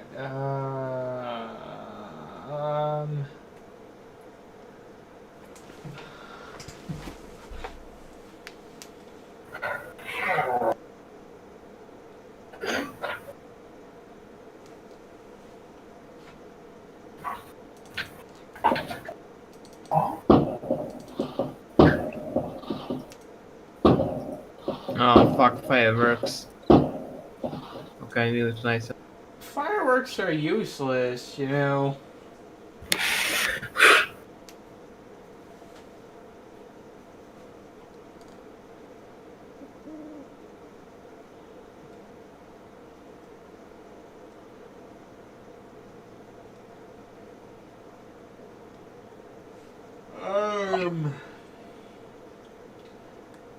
Going through each of the clips, generating thumbnails. Maybe it was this one.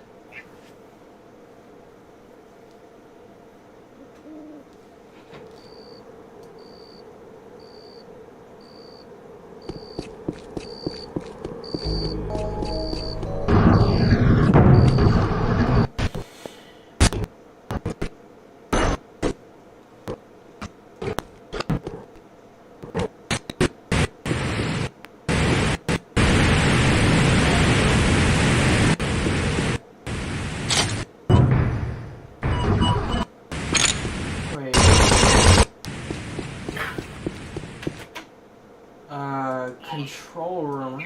Somehow I forgot that was there. Wait. A room to walk into.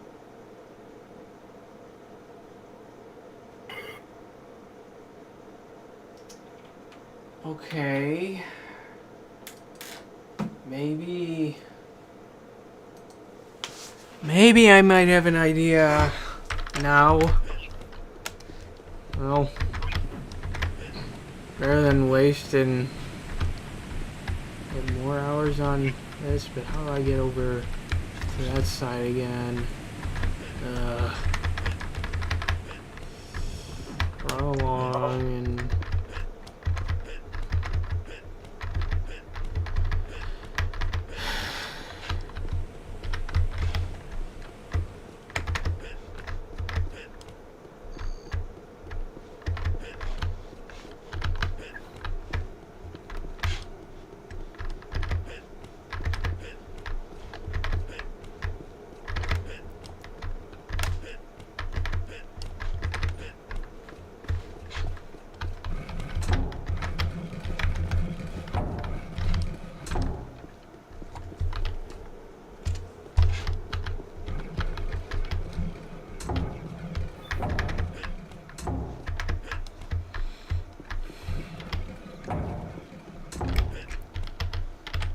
Is this the side that I want? I think it might be. Well, apparently I have to just walk over it and not dodge. Yeah. This thing. And the doors were already open. Well, were they? I don't know, but... just one thing always seems to get in the way. Oh. Or, is there something else? Damn. The door out there.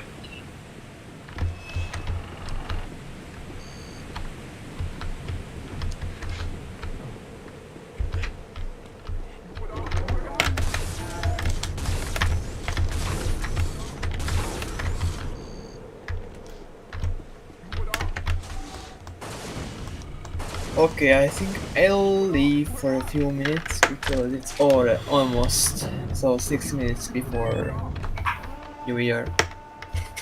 So be right back.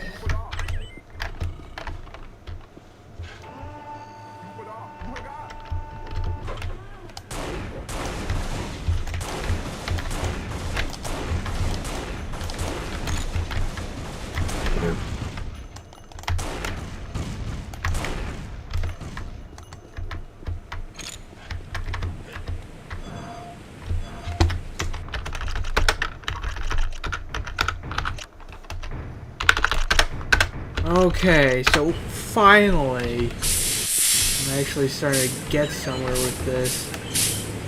Mountain base underwater entrance door controls. This is what I've been looking for. I don't know why I somehow forgot it was all the way over here, but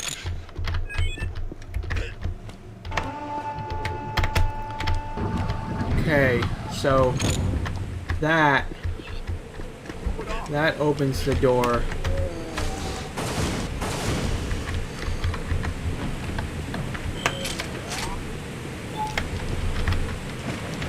Now I just get under here.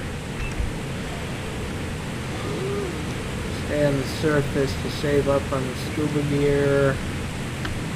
And then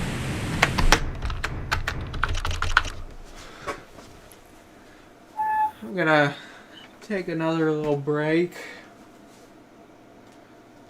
So I'll be right back.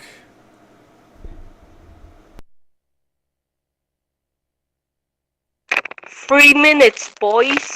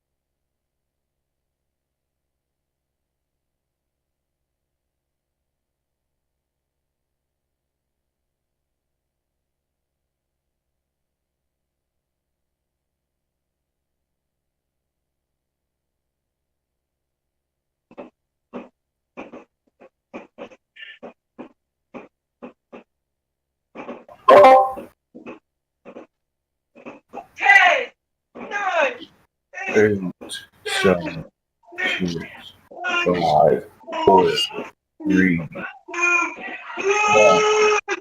Let's go!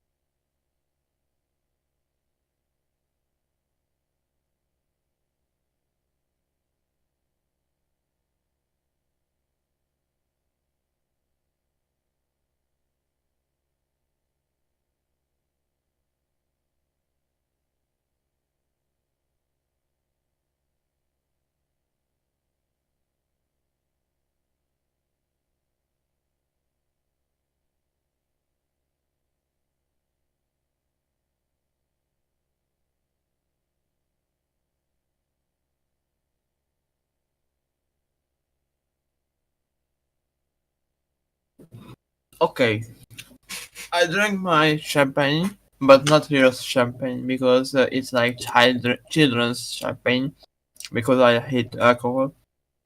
But yeah, I'm from 2020.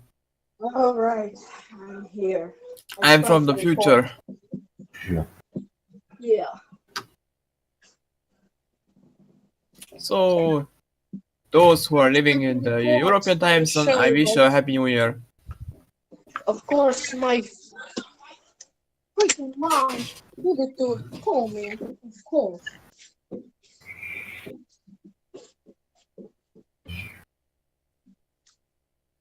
Happy New Year.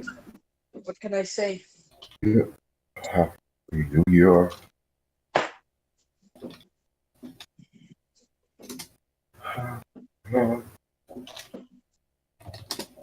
Nope, it didn't. It didn't record it. Yo yo, Zerg.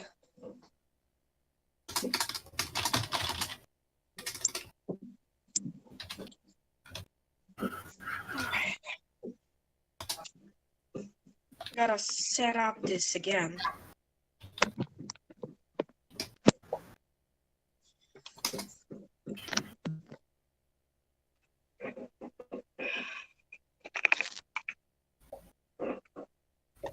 Shit, I didn't record this.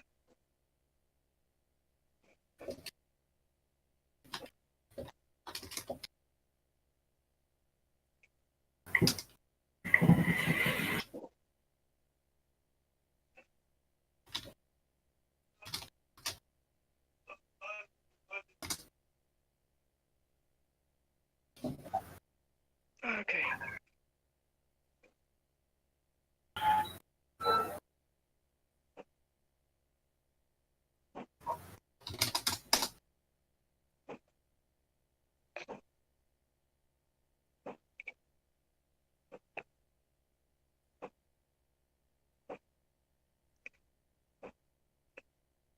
Hang on.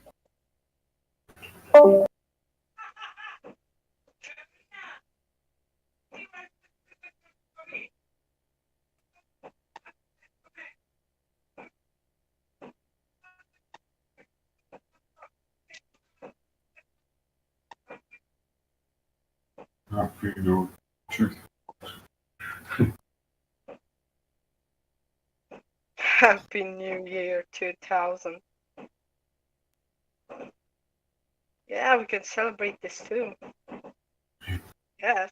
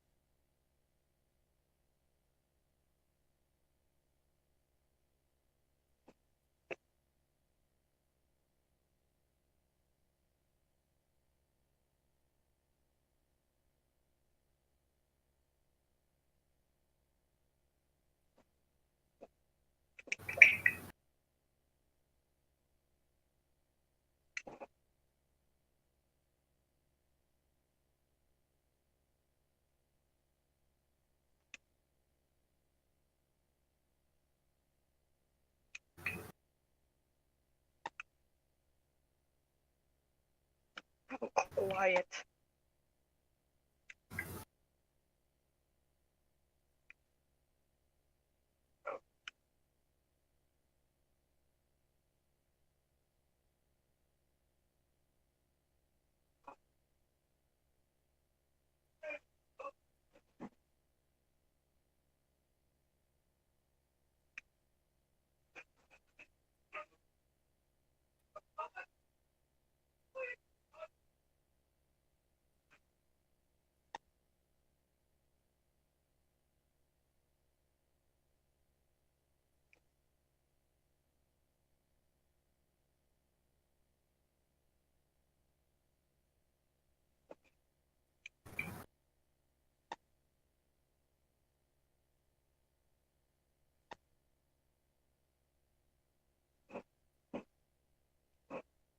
Is Koji AFK? He's probably doing pacing again. Okay.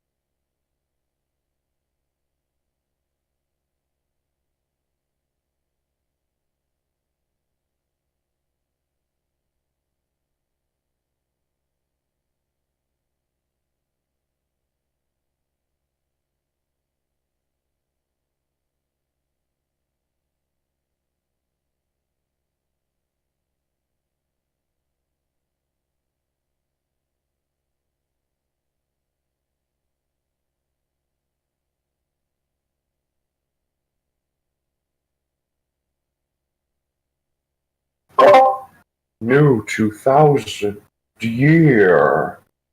Yay.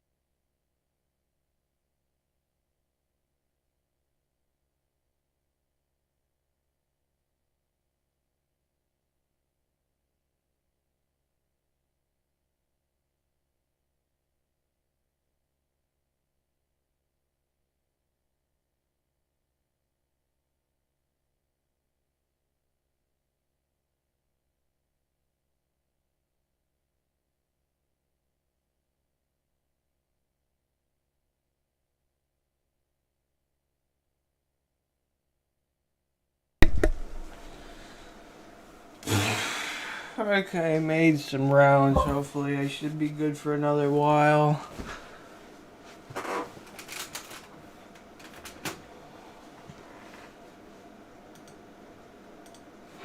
Hello? Yeah. Well,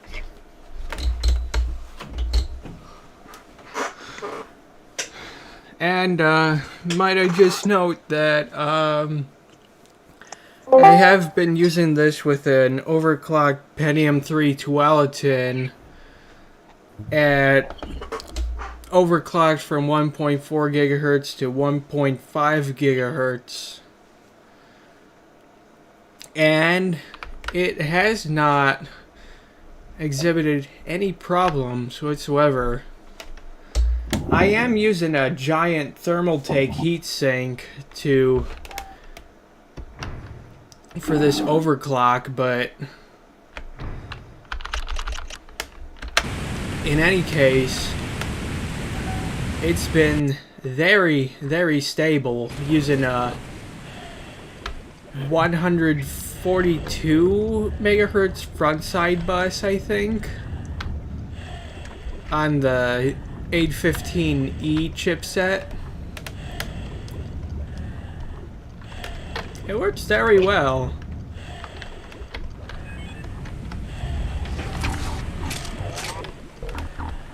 yeah, I have to still get one of those motherboards myself that supports the 2-ARM processor. Yeah, there are some very nice little systems.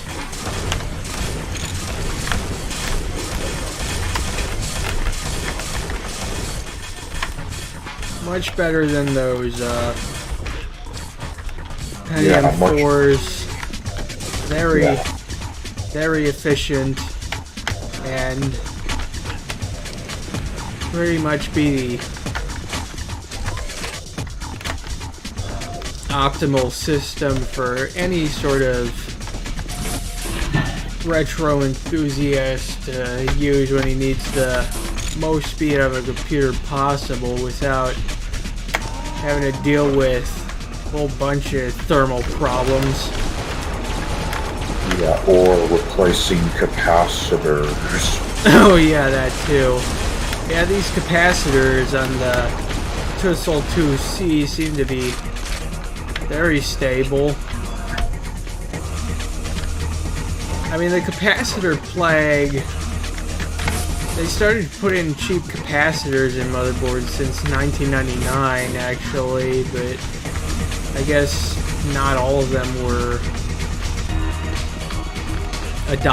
not all manufacturers were adopting them yet.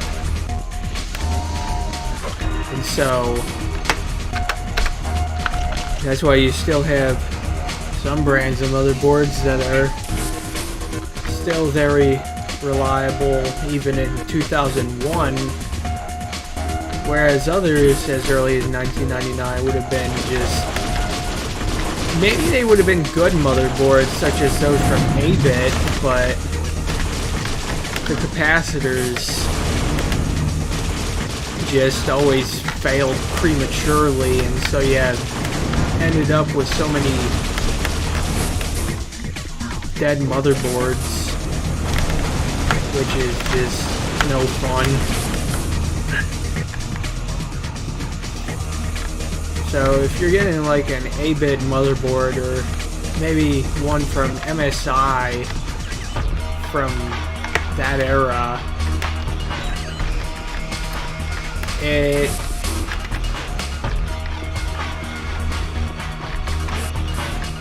I mean, you're gonna have to recap it.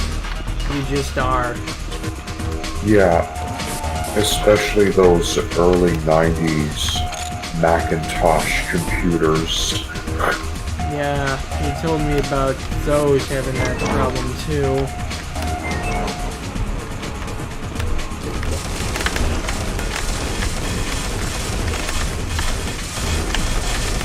Even if they aren't plugged in or turned on, the corrosion can still spread throughout the board to the point of beyond repair. Yeah, I have a few MSI motherboards from the late 90s, and I've heard they have some pretty bad quality capacitors. They're not the kind that melt, just they fail a lot.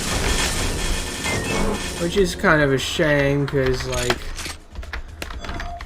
the one motherboard that I got, which is a MSI brand, it was the MS6111, I think?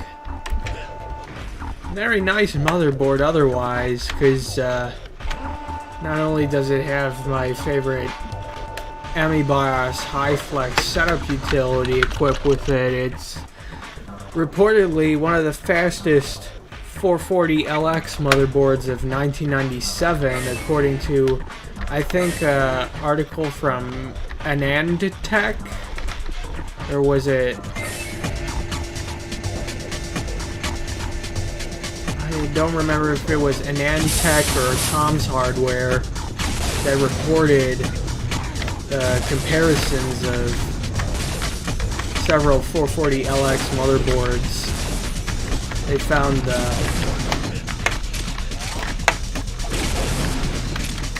MSI one was the fastest.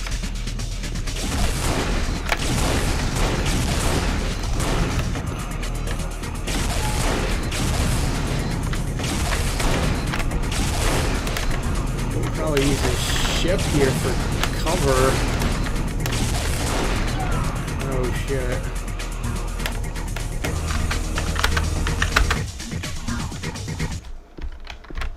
Okay. Well. Is it gonna open? And now, that awesome music from Necros, now you don't get to hear it anymore because I reloaded the map and it doesn't start with this music, so kind of annoying, really. I wish they would have done something to address that, but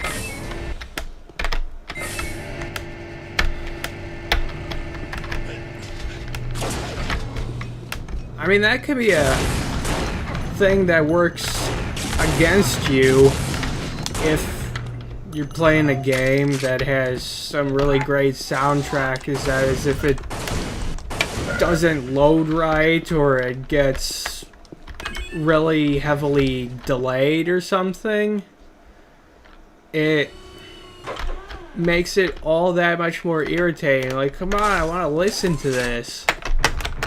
Jeez.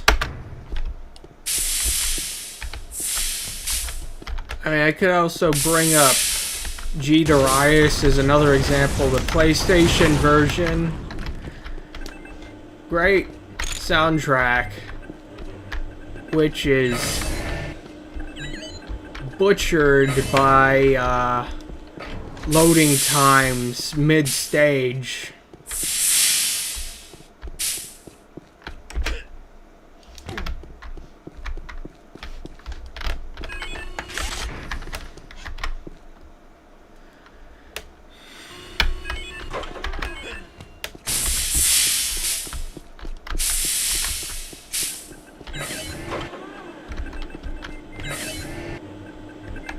Something about these doors is just really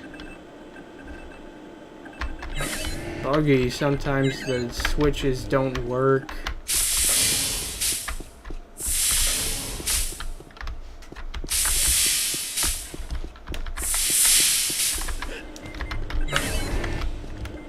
Alright.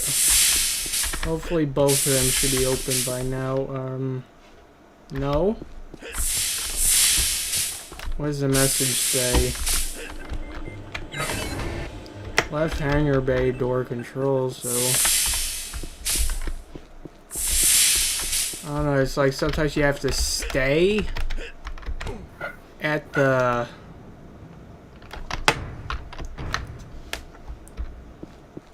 What? You have to just stay right next to the switch for a second in order for it to activate, but sometimes that doesn't even work. Okay, now it's moving. Oh, yeah. It's also dark. Great.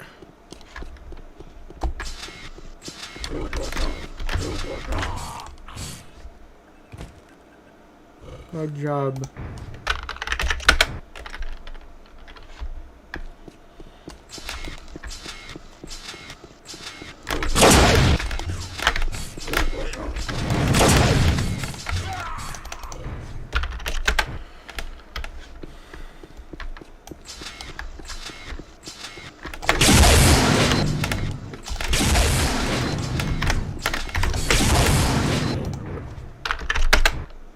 Now what do I do?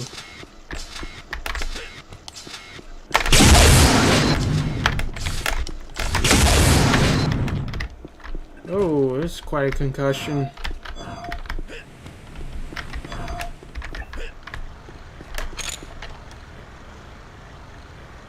Oh, speak monk, there's a very hard.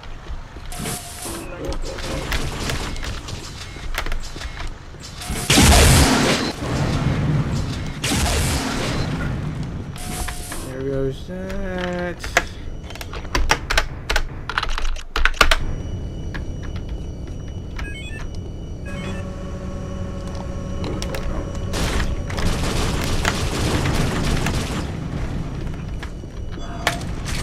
And switch.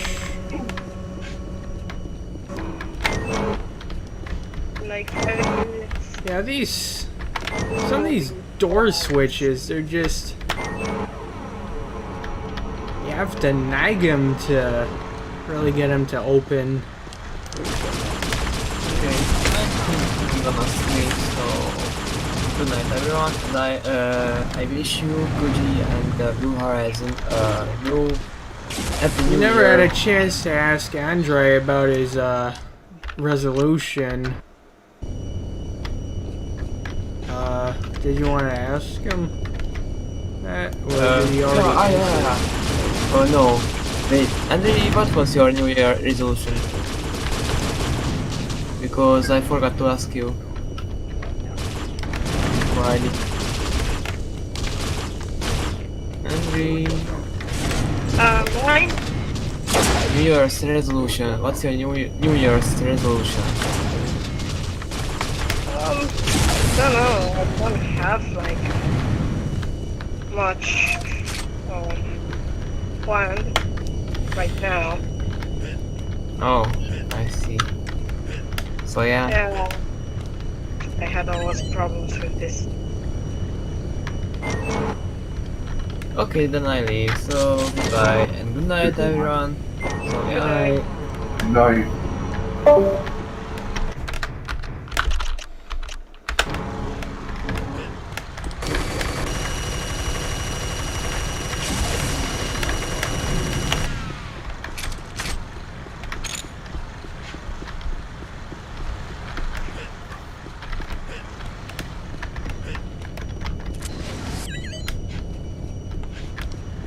Okay, did that open the plasma gate?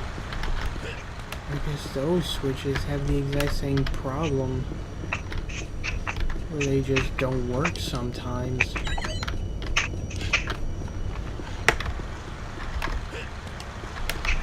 See, it's not disengaging.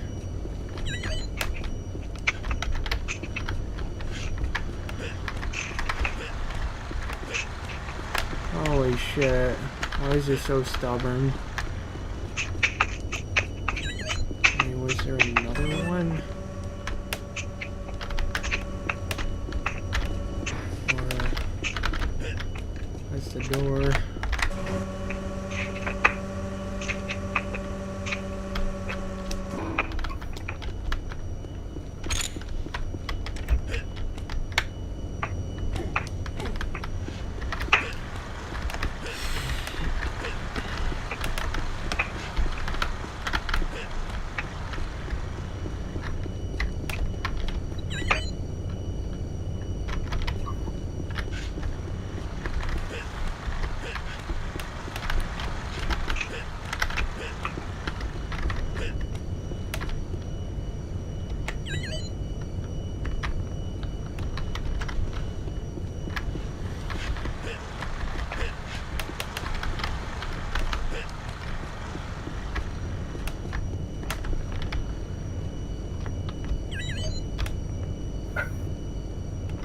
Okay, the switch is very pressed now.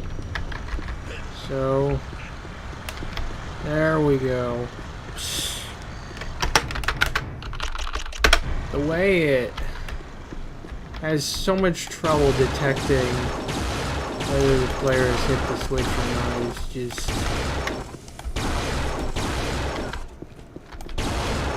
incredibly annoying.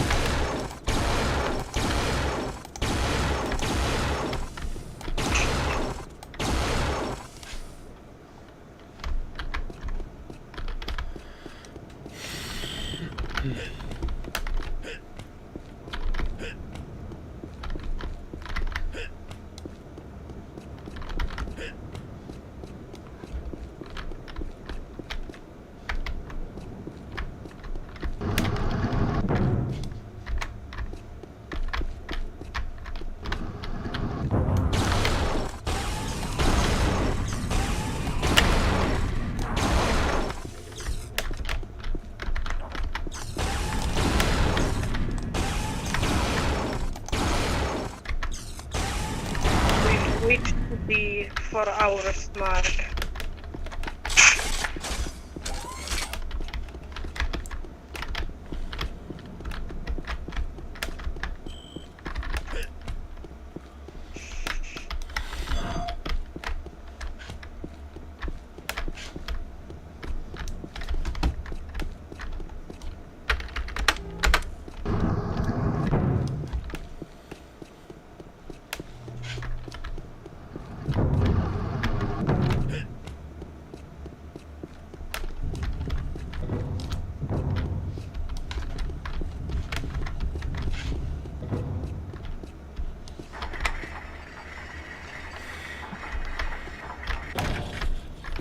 Now here's something really nice. If you break these statues,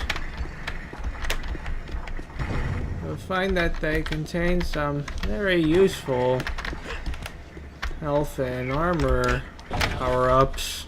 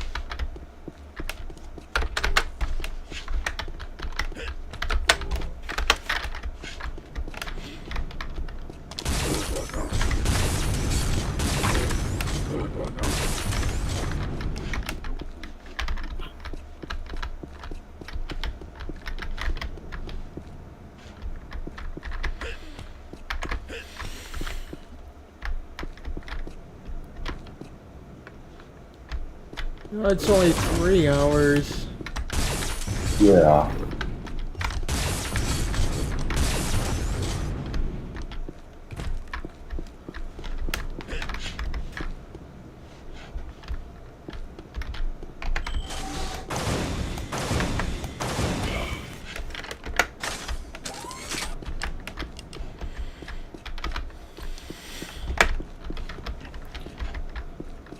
I mean, counting the hour of the start of the stream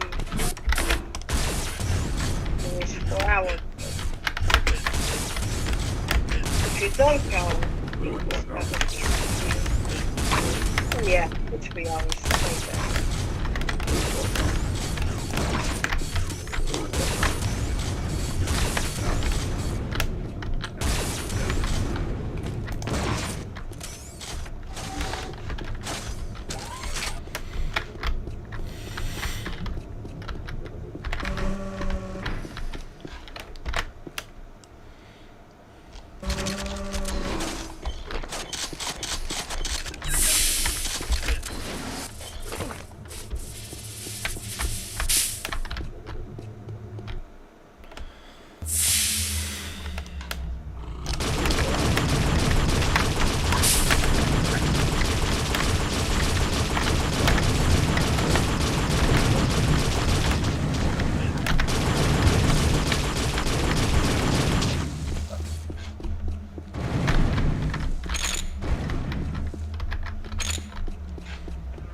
I might actually get off now. It's getting late. Right. I get pretty much bored of this. So yeah.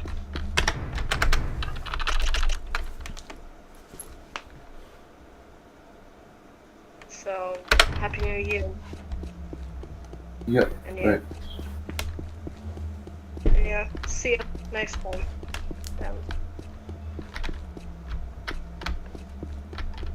Goodbye everyone on stream.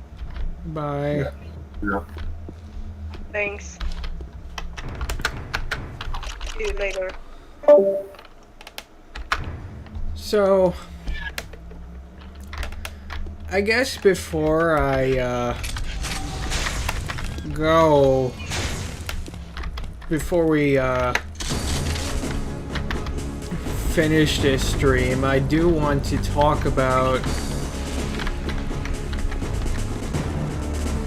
where's the switch? I know there's one. Again, maybe it's on the chair.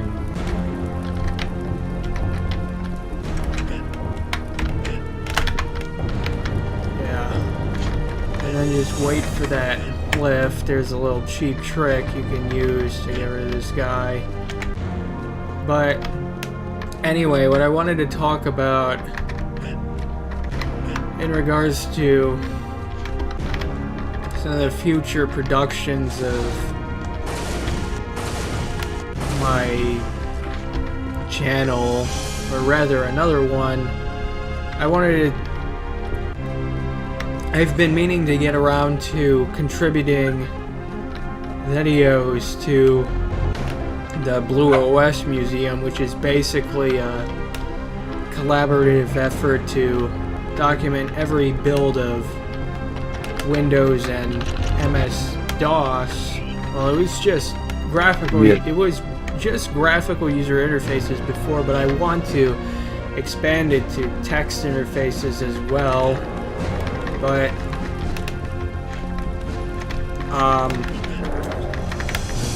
what I was planning on doing was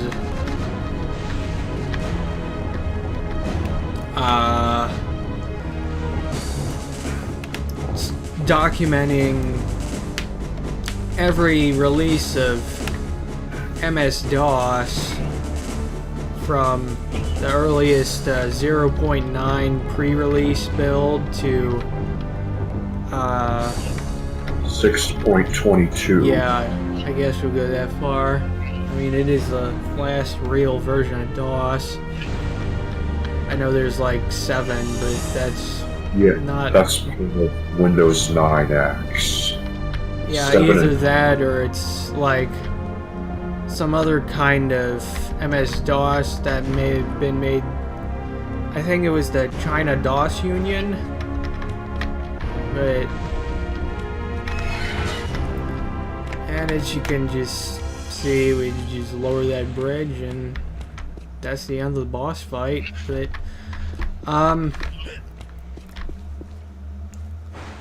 yeah, I'm not sure when this will start happening, as I still need to get a hold of some knowledge and resources, including hardware, for the IBM XT and AT, as well as other early clone platforms. I recently got my 386 motherboard in the mail, which is a surprisingly small board. I guess maybe I shouldn't be so surprised, considering the 386, the later incarnations of the 386 aren't very large at all, but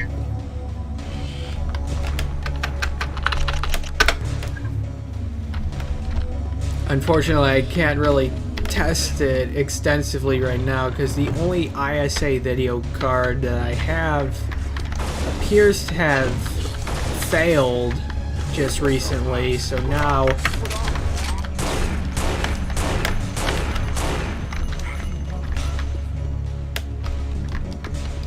I just have to order another one and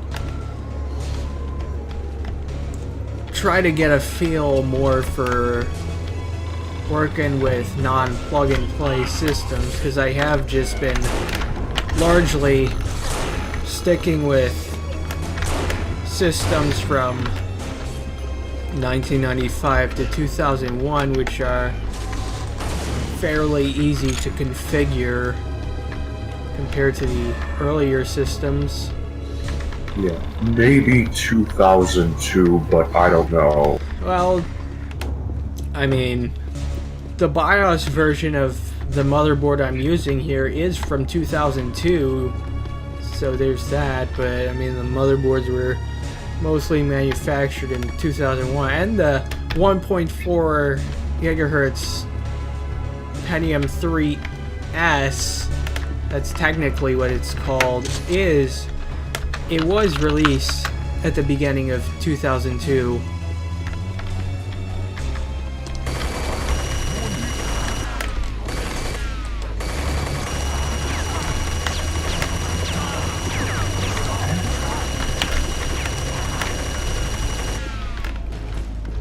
And of course, they still made regular components like CD-ROM drives and hard disks.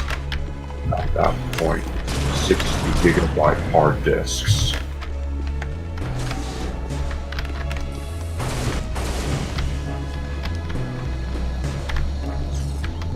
Yeah, large capacity hard drives can be quite useful in old computers. I do try to actually get smaller, older hard drives, but I mean, if you do plan on storing a lot of things,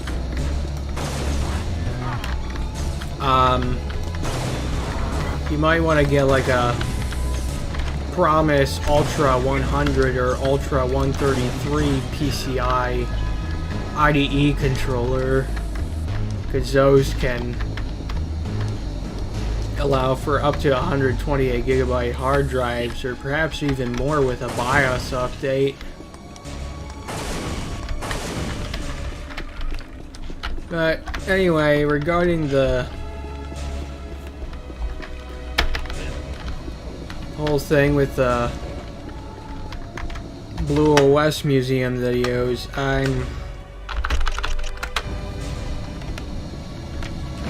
I might just start with Memphis, actually, since I'm the most familiar with that, and I know I have like hardcore Microsoft Memphis.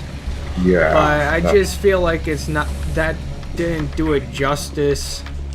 There's a lot more that I could cover. Yeah, so kind of like an extension of hardcore Memphis. Yeah, it's sort of like that. Now I've got a lot more era-appropriate hardware to work with, including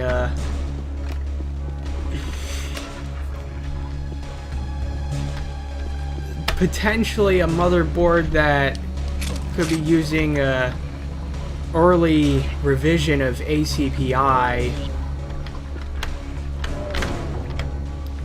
Now, of course, not all ATX motherboards have ACPI, but are still very much capable of software-based power off.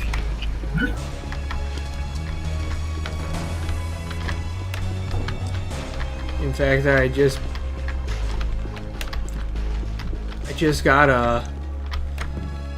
picked up a very rare ATX motherboard based on the 430HX chipset.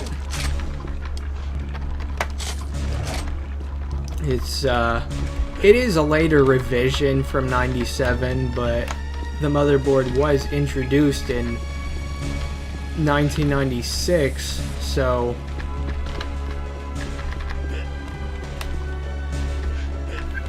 it is one of the earliest ATX motherboards in existence.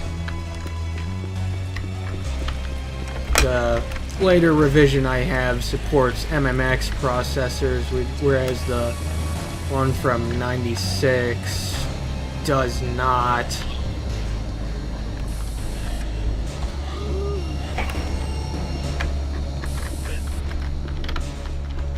And as for the 386 motherboard, I figure that'll be useful for maybe more so Windows 3.1 builds, or Windows 3.0 builds for that matter. Yeah. But There's not that many Windows 3.0 builds out there, at least available to the public. One of them was a hard disk dump where user just dumped the files from the hard disk and leaked it.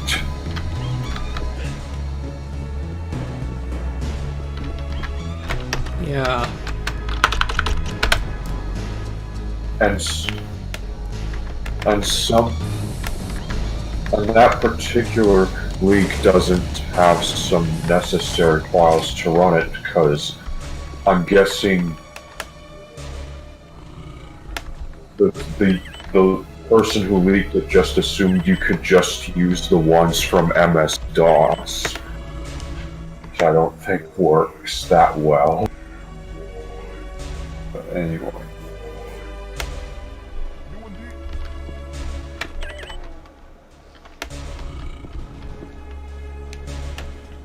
yeah.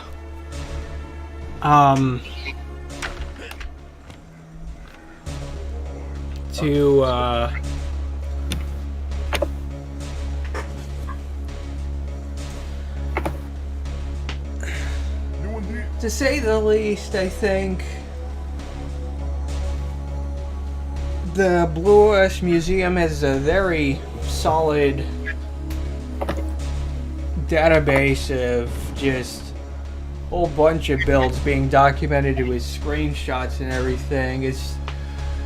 I think the biggest problem is just that it's not accessible enough to the public for reading, and we have flattered the idea of like creating a website, converting some of the Discord channels to websites.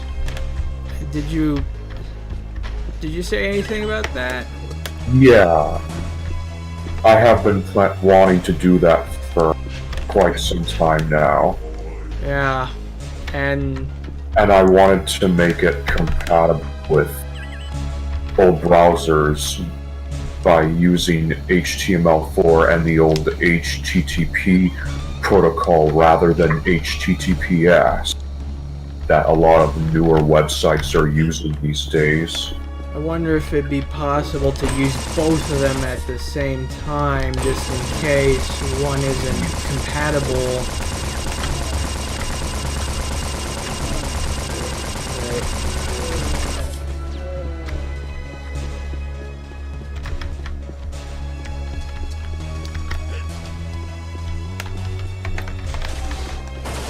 been a long time since I last ran a website, and now with all the new little security implications that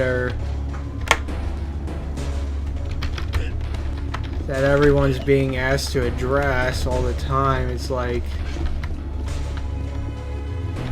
kind of very difficult to keep up with all of it. Yeah. Like, am I supposed to use Apache or NGINX or something else that I have no idea exists? Yeah. I think by now we would have reached an optimal point in web development where you can still continue to use old web protocols even if they might have some known flaws or insecurities, but the internet needs to be, I guess internet standards just needs to be as ever changing as the universe or something. Yeah. It's really annoying to deal with. But anyway, whichever comes first, the website or the videos, hopefully those will allow more people to see more about these old builds of Windows and DOS. Yeah, Which, and it's not just Windows or DOS that I plan to document. It's also other stuff like OS2 or Macintosh, the usual suspects. yeah, those would be pretty nice to cover. I wonder how many pre-releases of Macintosh system there are out there. I know there's quite a few, especially if there's for the first release of the Macintosh Finder.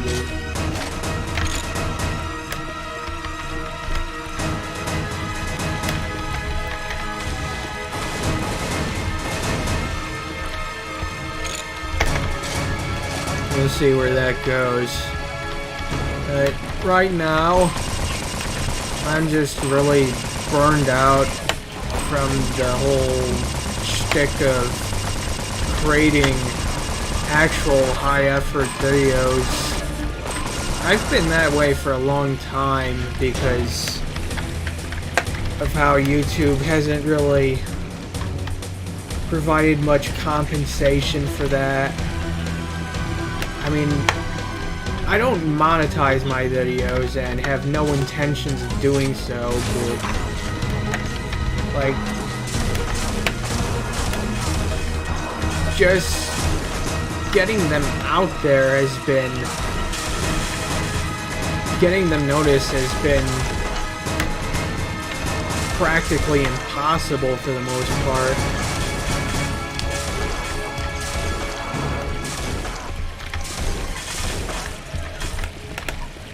So, Yeah, they just let a robotic algorithm do all the work.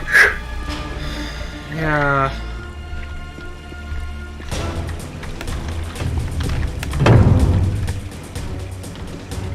I mean,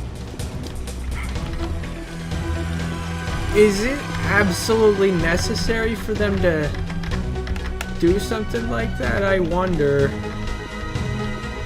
Because YouTube is a giant website at this point that is very difficult to control with all the content being posted there on a regular basis, but at the same time,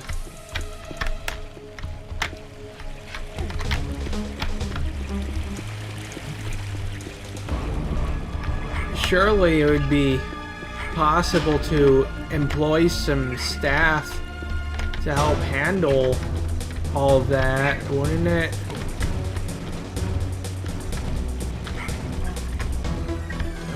There we are.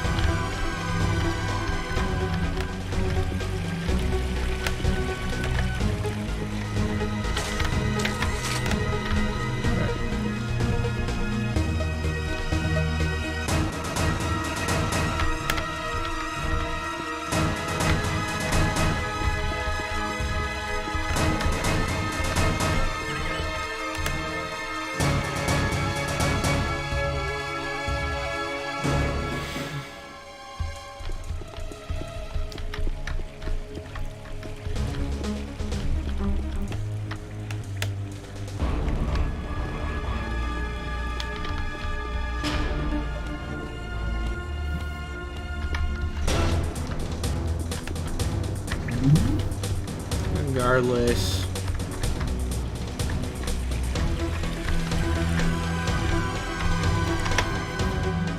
Making videos has been very demoralizing.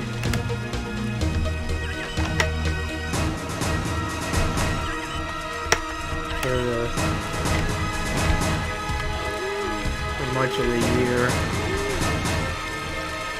and a year before even.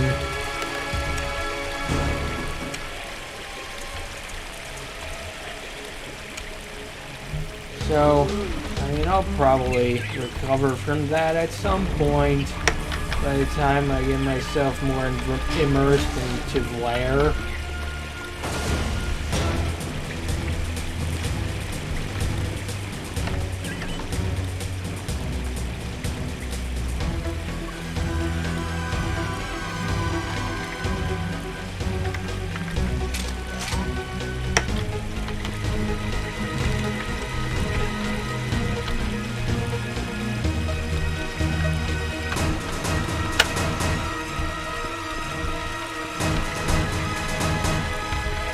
It looks like we did have more games to plan on playing during the stream, like Quake 3, but I guess that isn't happening. I wasn't even sure if I was going to show them at all, and I guess I'm not.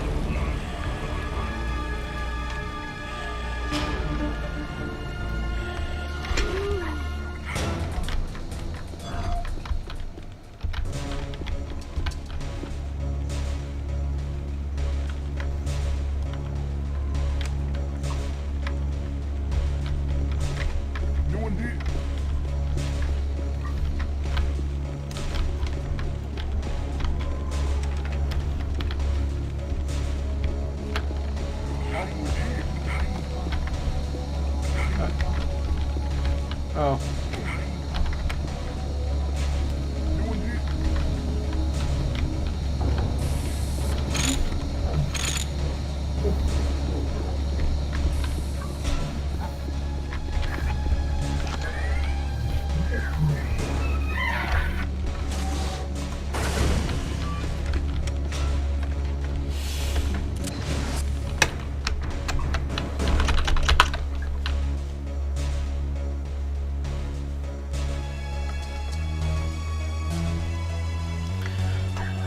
So it's now 2020 in Italy. Okay. We've only got like 5 hours left. I guess that must mean in UTC is now in 2020. So I still have 6 hours left here.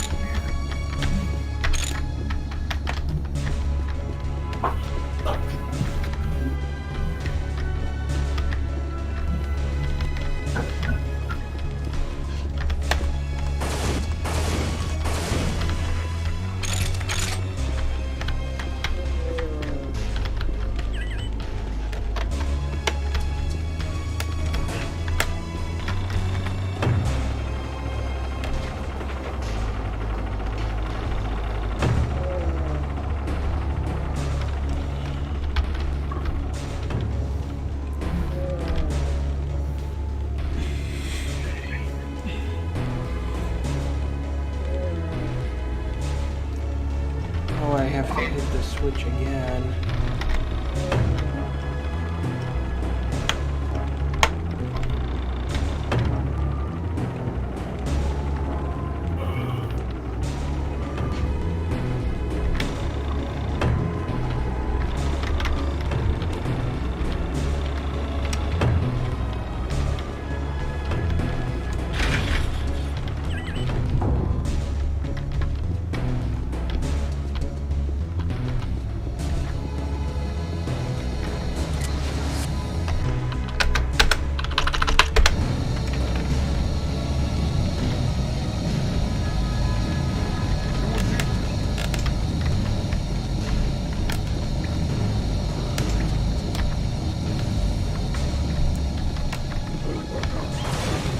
Oh!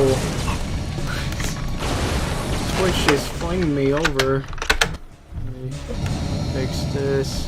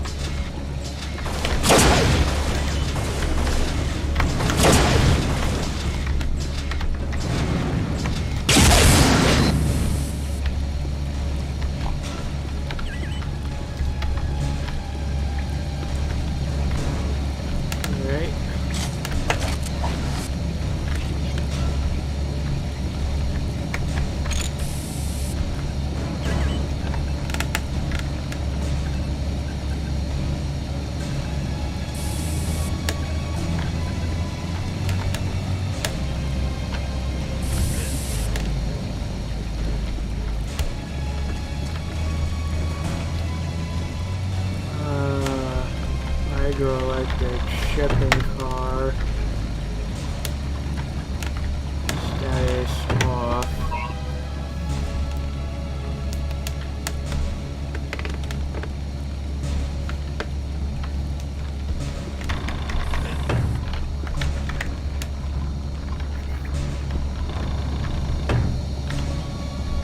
Kinda annoying how it's requires me to hit the switch twice.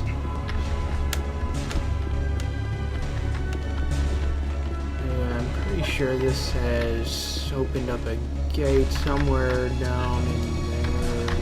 Not there. But here.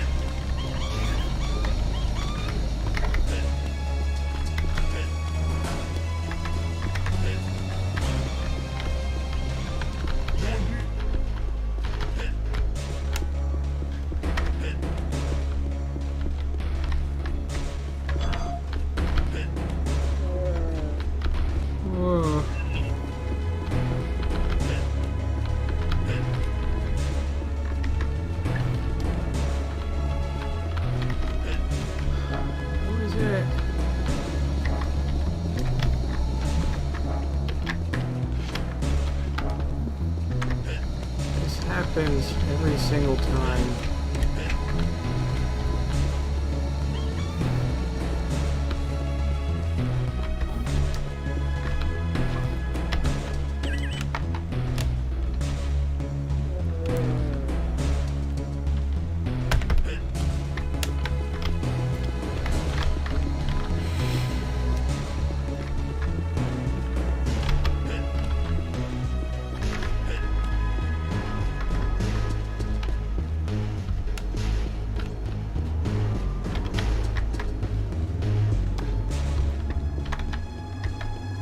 Oh, you know, there's actually another secret I just remembered. Quite a sad one, really, but we go here.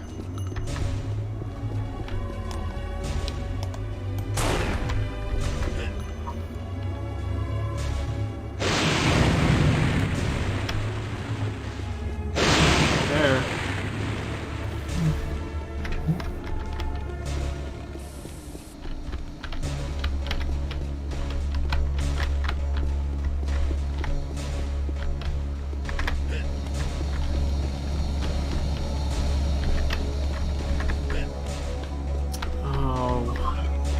I keep forgetting. It's down here. That's why I've been running in circles.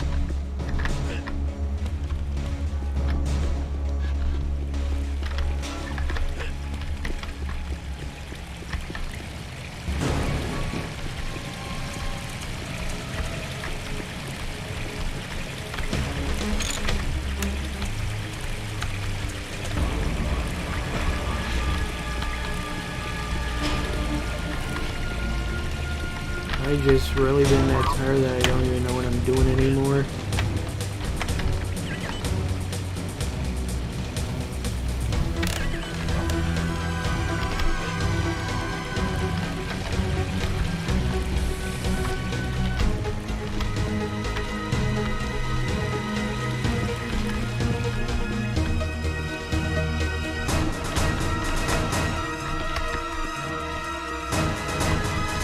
opened it. Maybe it's something else. Whatever. And one of these cells.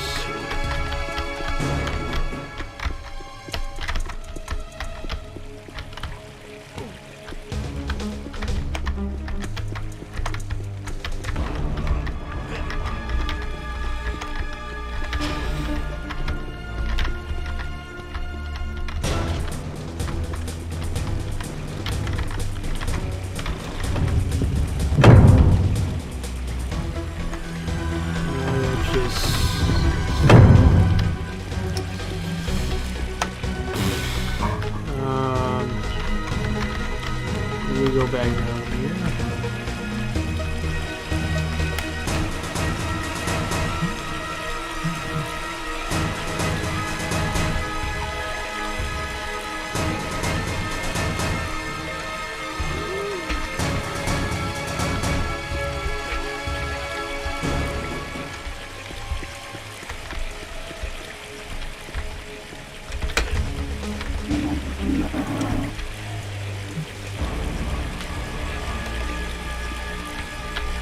There's like something here. I don't remember what it was.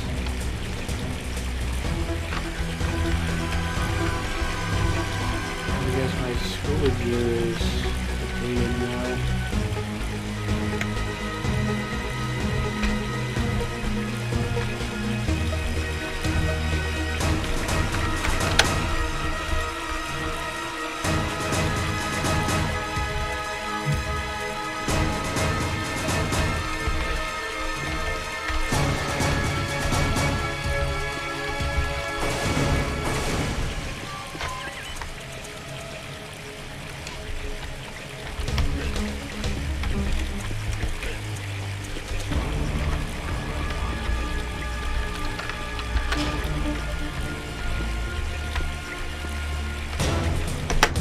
Well, there seems to just be so many things that I've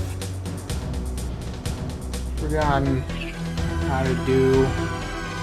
Probably just from playing this from so long.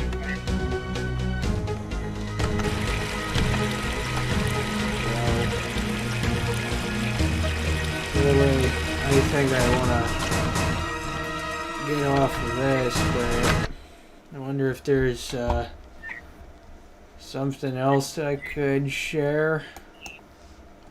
Well, I guess since I'm using an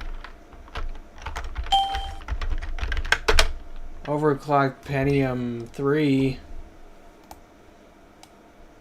see this clock speed, I guess I could just run a Quake 3 time demo just to Oh, yeah, I show think that. you still have to show the CPU ID string. Oh yeah. Yeah, I can do that as well. Because I have the Windows.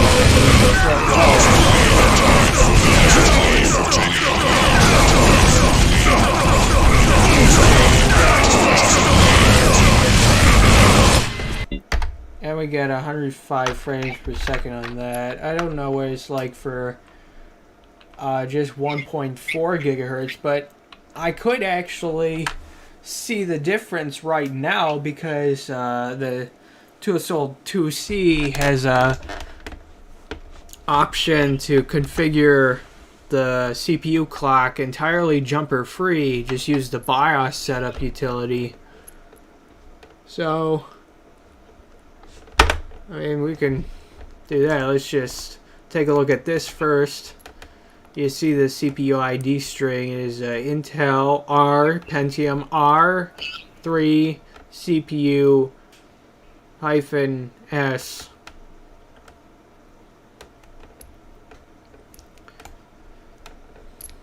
So if you're running this on a much later system, you will get to see a more detailed CPU ID string in Windows 95D.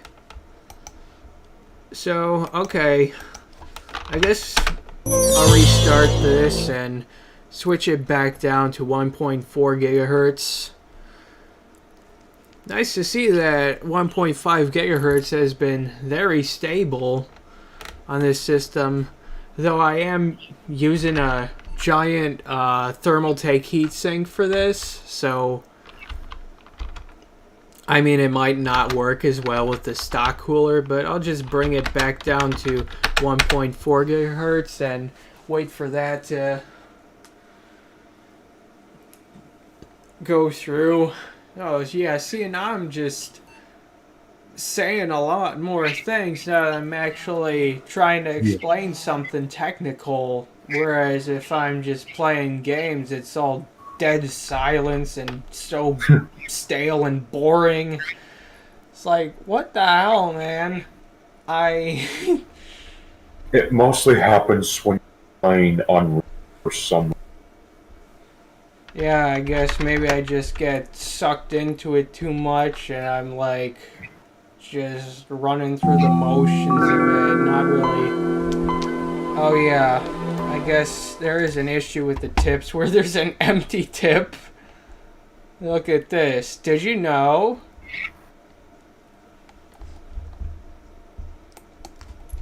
So run check CPU again, and it says, well, 1406 megahertz, but it's close enough, I guess, to 1.4 gigahertz. I thought I had set it to just a flat 1.4 gigahertz, but I mean, I'm very certain I did. Well, I'm gonna check just to be sure. I can't think.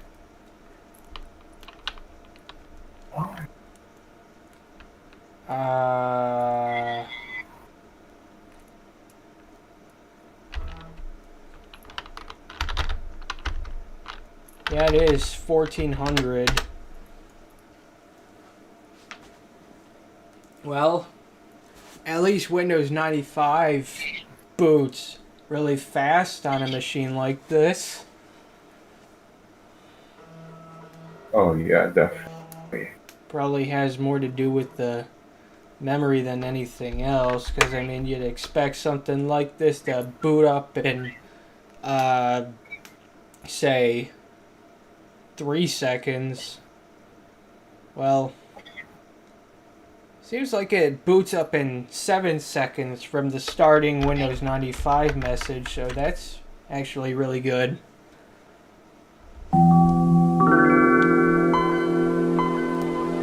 Did you know? Do not install the active desktop update because it will make Windows 95D useless, and you may as well be using Windows 98 for greater hardware support. Oh, that's pretty true. Well, Alright. unless... Now, run the time demo again. Damn, I was so tired just a few minutes ago, now all of a sudden I'm so energetic. Because I'm... Yeah. I'm not a gamer. I'm really not. I'm more enthusiastic about the hardware than the actual games. And okay, so the difference is only by 2 frames. It's 2 frames slower per second at this say at these graphical settings. You can see them for yourself. 1024 by 768 with 16-bit color.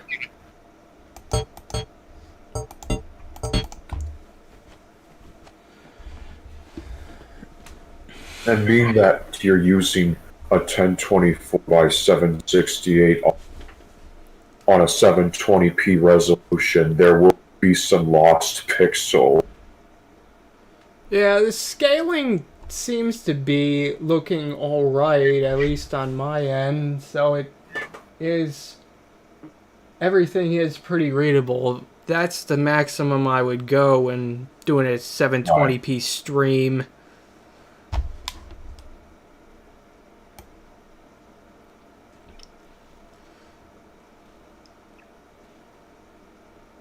So,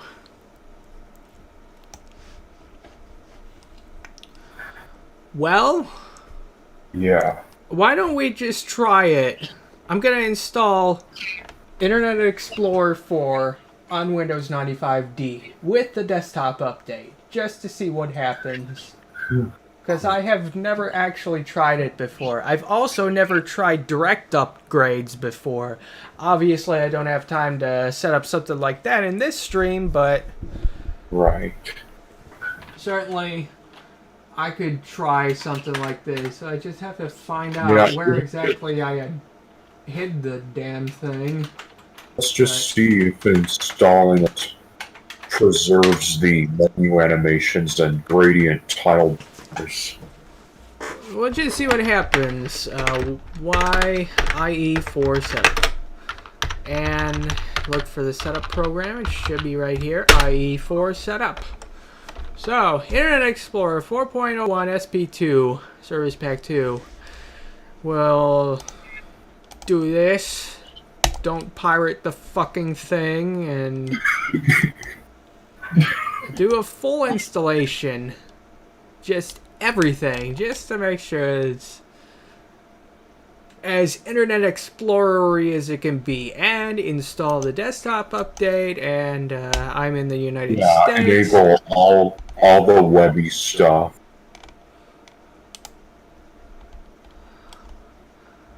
Get the channel bar.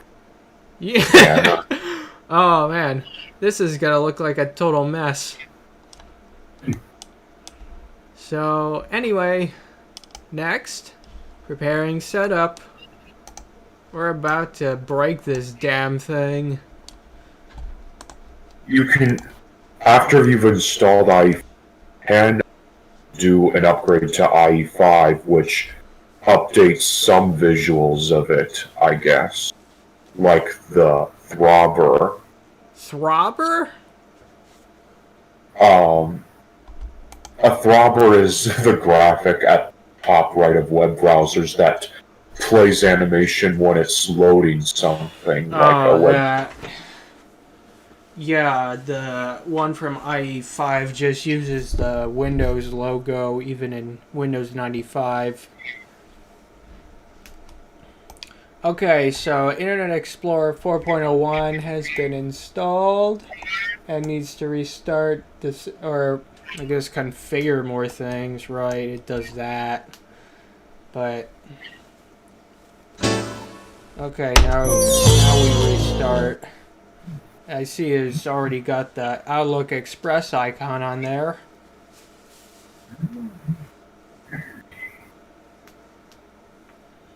So now we just wait.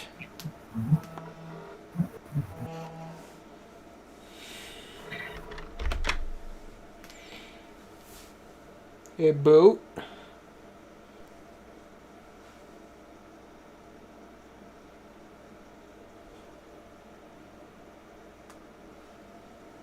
And login dialog seems to be the same. The banner was not removed. Logon script executes, and going through run once. It went through it really quickly here. The power of a 2000 processor at work. Yep.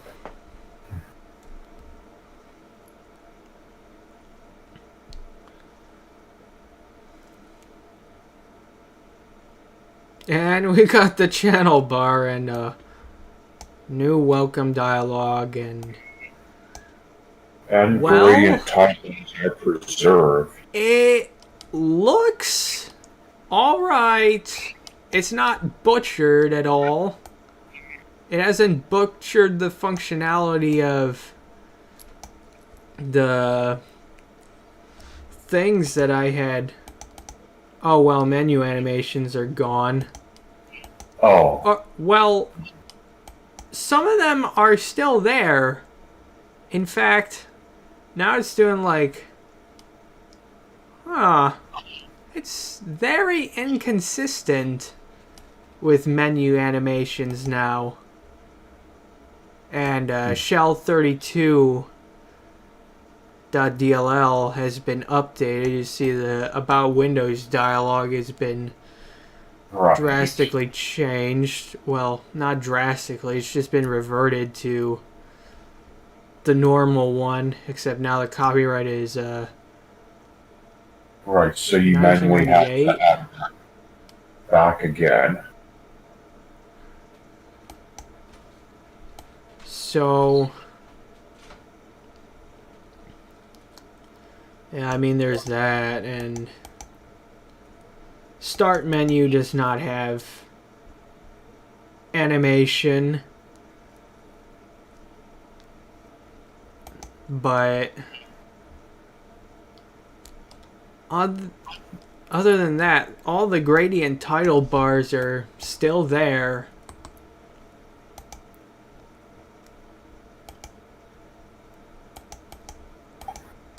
So yeah, you'd likely want to replace some files in the IE4 installer just so that it doesn't overwrite. Yeah, but I'm not gonna go through the trouble of that, because why would you want to install IE4 on Windows 95D? That just defeats the whole purpose of it. We're just saying we can do all these great things without the need for IE4.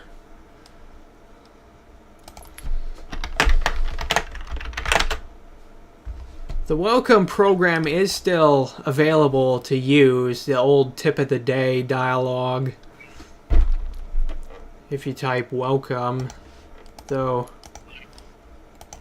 I log off and then log back in. And you can minimize windows from the taskbar now. Yeah. But of course, when you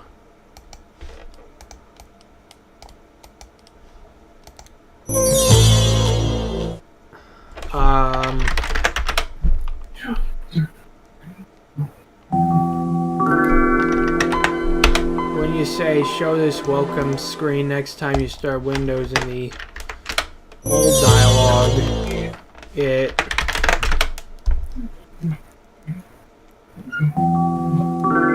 doesn't do anything.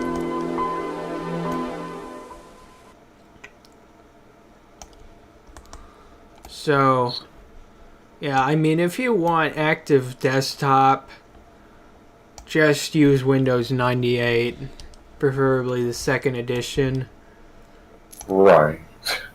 It's IE4 with the desktop update does work. It doesn't compromise the more important functions of,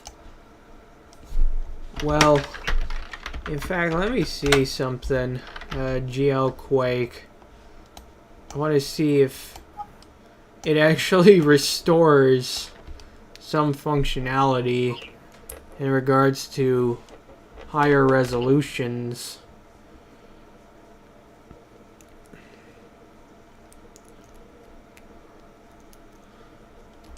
It's copying and Quake.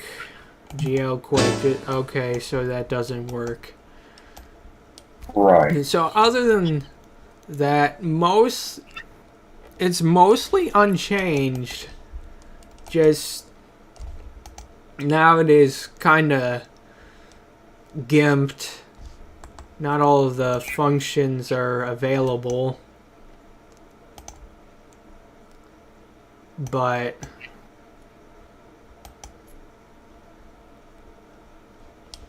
you can still change the gradient colors through the the display properties. That still works just fine. Yeah.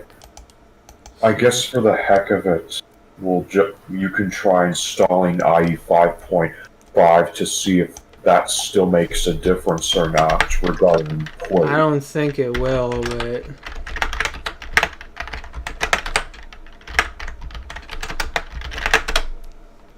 run that. Initializing, install now. Yeah, just go with that.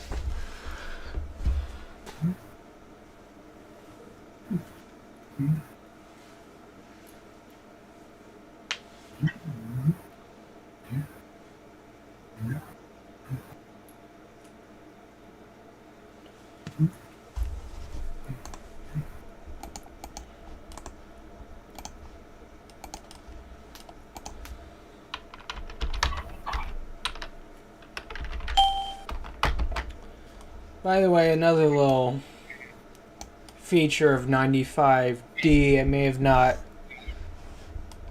I may have told you about this before, but it enables DMA on all hard drives by default.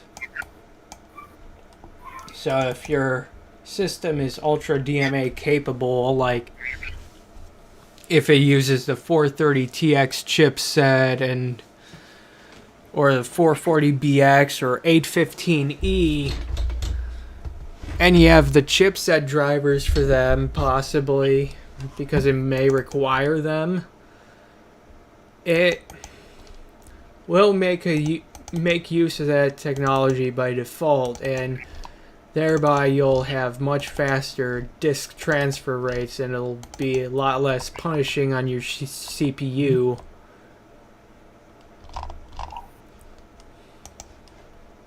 So, okay. Internet Explorer 5.5 has finished installing, and we're gonna need a reboot again.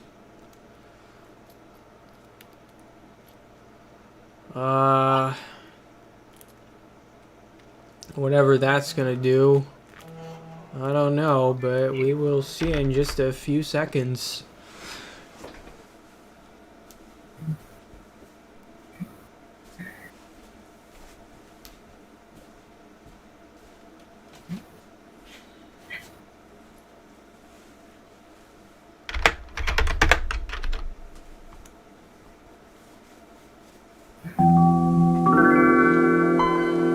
Going through run once yet again.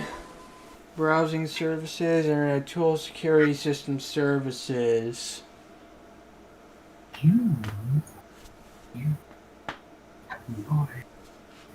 And some MS-DOS prompt window that just blinked in a flash. Still got the channel bar. Now, start menu animations are still missing, but other menu animations are present.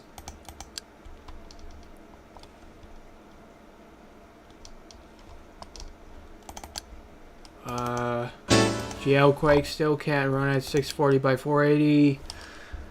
Yeah. And well, I guess maybe I want to see if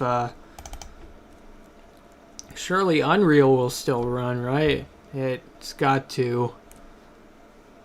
Forgot to test it in pure IE4, but as you can see, it's working just fine. I mean, Windows 95D is going to be mostly usable.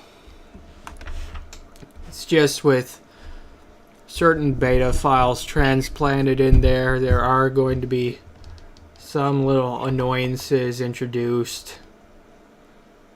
But for the most part, it works all fine. Although installing Active Desktop breaks a few things, which were supposed to be part of the thing. Nonetheless, you might as well just be using Windows 98 SC much about the eye enhancements. about those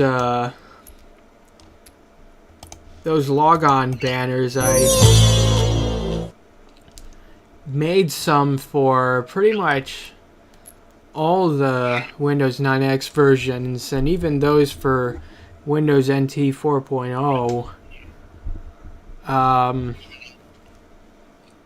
There was those made for 98 and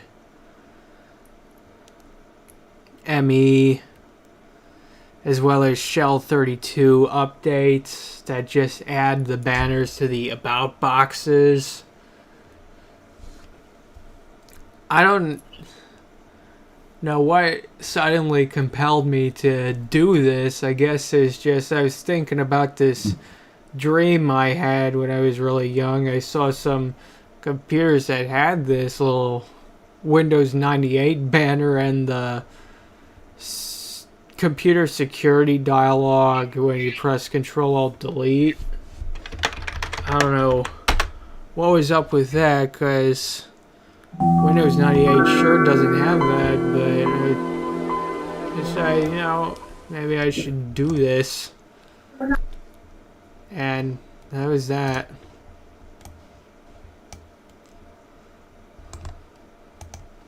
So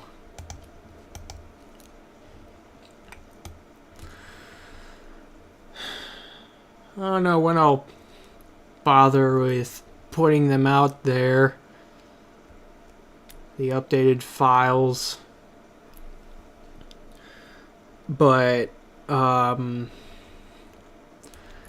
maybe I might want to see if I can use Resource Hacker to allow for defaulting to 16 color versions of the banners instead, if in case you don't have video drivers installed yet. But apart from that, Right. My mom wants me to go chat with the cousins for a bit. I should be back in no more than 5 minutes. alright.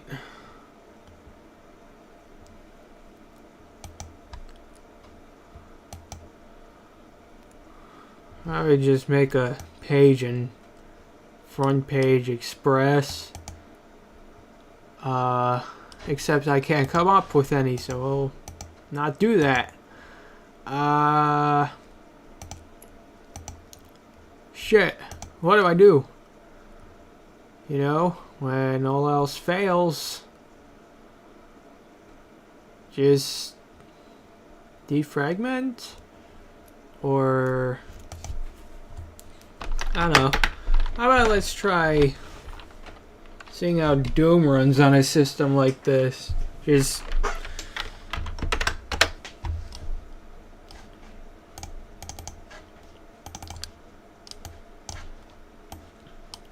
bring this over here, see how a 1.4 gigahertz Tualatin with Sound Blaster Live would handle something like this. I've heard that Sound Blaster Live has bad OPL emulation, but I mean, I'm not even sure if it'll work at all. Alright, Sound Blaster, just do that.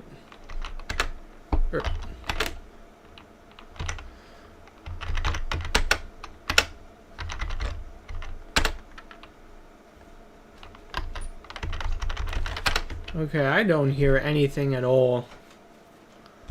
So, I don't know. Maybe there's some other way you're supposed to set it up. Maybe there's like real mode Sound Blaster 16 emulation drivers that you were supposed to load up. So, I haven't really looked into it much. Probably just because I'm just so spoiled with all this old hardware I've got. I've got plenty of Sound Blaster R32 64 cards that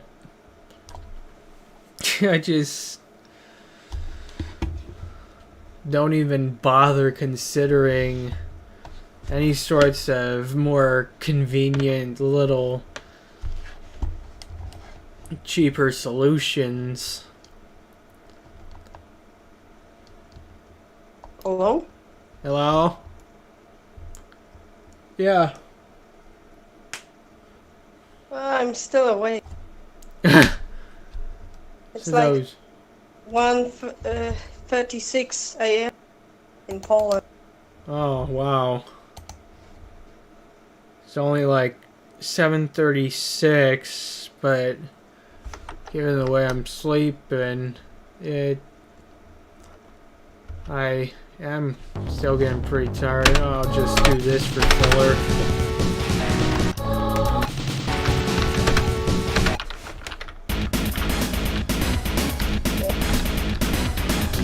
I don't know. I just want to.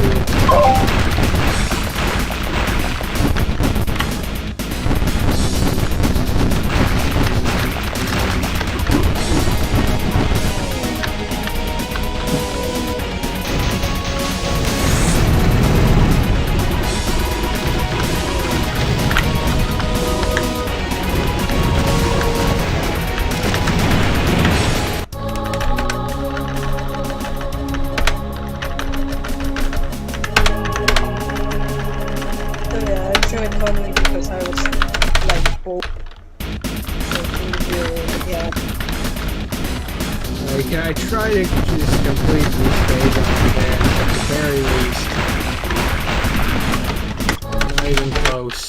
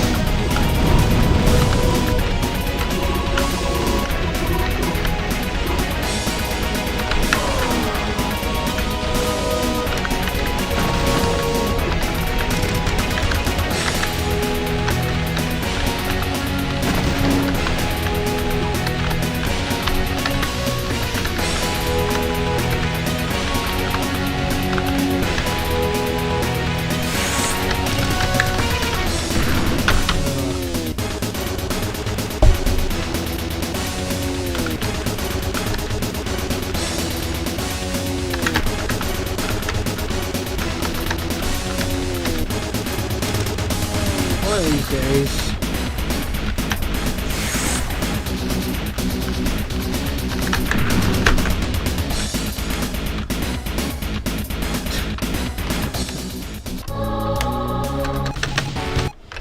I don't even know what I'm doing now.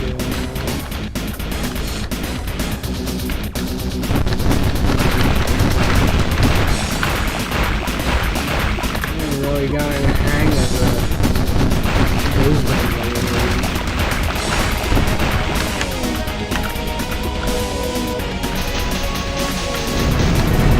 Playing a game like this just requires so much attention.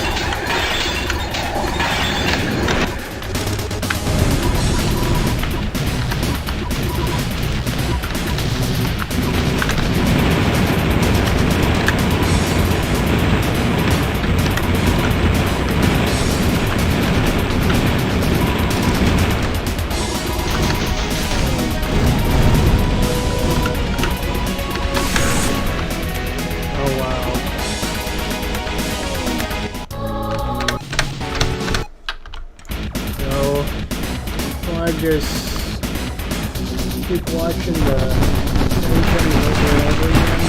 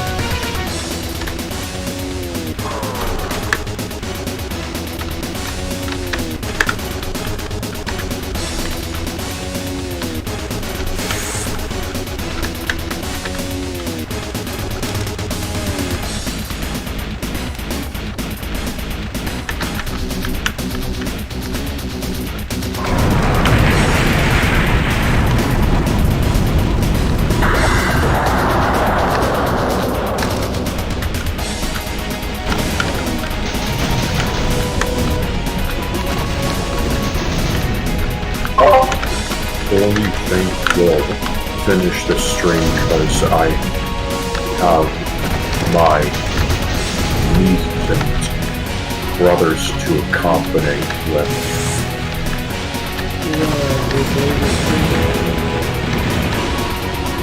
Yeah, I would, but After I screw this thing up, I'm gonna just alright. stop the stream. Goodbye.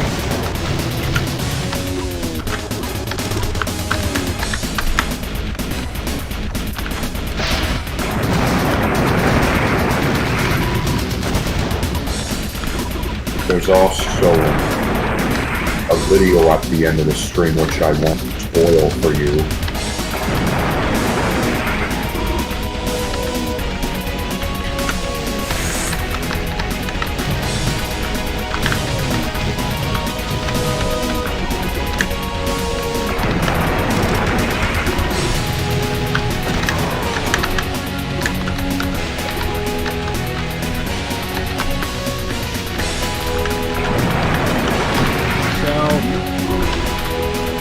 You're seeing now is just very last moments of normal YouTube operation on this channel, and after that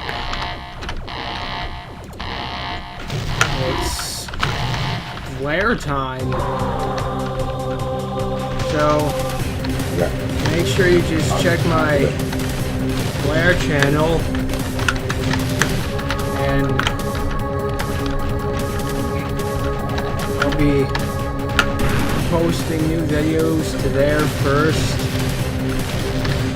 and increasingly delaying them before they reach YouTube for every video I make. Of course, I won't be making very many new videos for quite some time, because I need a lot of time off from all that.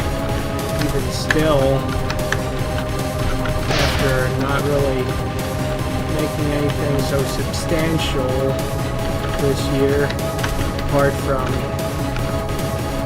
projects which didn't really have videos accompanying them. Like I did make Irma and this Windows 95V you're seeing here. But yeah, but I wouldn't. There's strong different methods. I'd say Luma still needs to have Windows NT support added to it. yeah, there is a lot of work that needs to be done with here. There's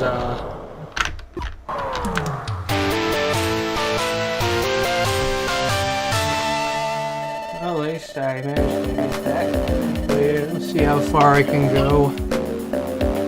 But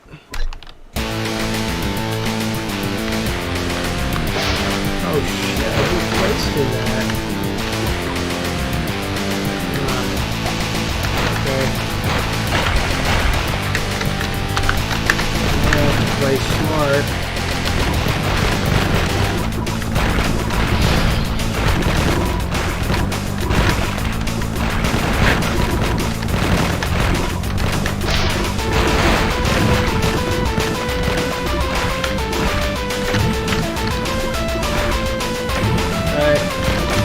Some planned features of Irma include external updates,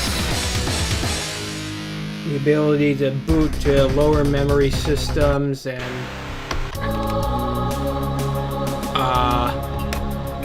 as well as that, be able to run completely unattended, perhaps taking a MAC address from an Ethernet adapter to find the right answer file, and in later major releases I want to implement support for MS-DOS 3.30 to 6.22 and Windows 3.x and then Windows NT in 2000. So, anyway. Right. Yeah. Oh, I also noticed that with the new Explorer, my little gradient start menu banner is replaced with the default one as well. Just the gray one. Yeah. But anyway, I guess this just marks the end of an era. As soon as we shut down this system, Yeah. it's just gonna change the entire rules of the channel. Just you'll have to go over to Vlare whenever I make new videos. I'll try to continue making notices to get people over to Vlare every time I make a new video. Say, just make a post in the community tab and tweet, I have a new video and it's up on Vlare. Don't wait around a week or even a month or even a year or something like that, which I don't know how far it'll grow, but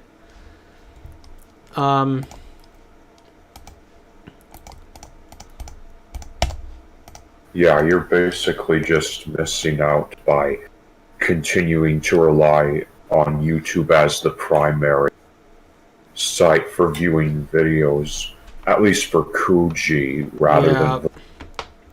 Some people are still just treating Vlare as a secondary outlet, but I will not be. Vlare will become my primary means of uploading videos. I'm still gonna use YouTube.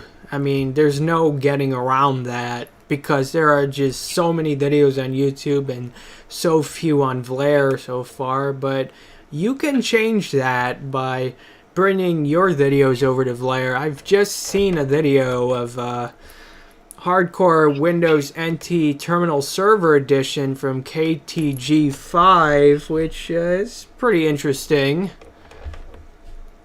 Not exactly the same sort of formula as Hardcore Windows, but I mean, I'm sure you'll get a kick out of it if you go around to watch it.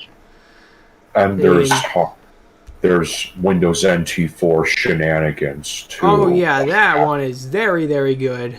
It's from good friend Ali, who's getting a new capture card pretty soon, so expect to see more good stuff from there along the way.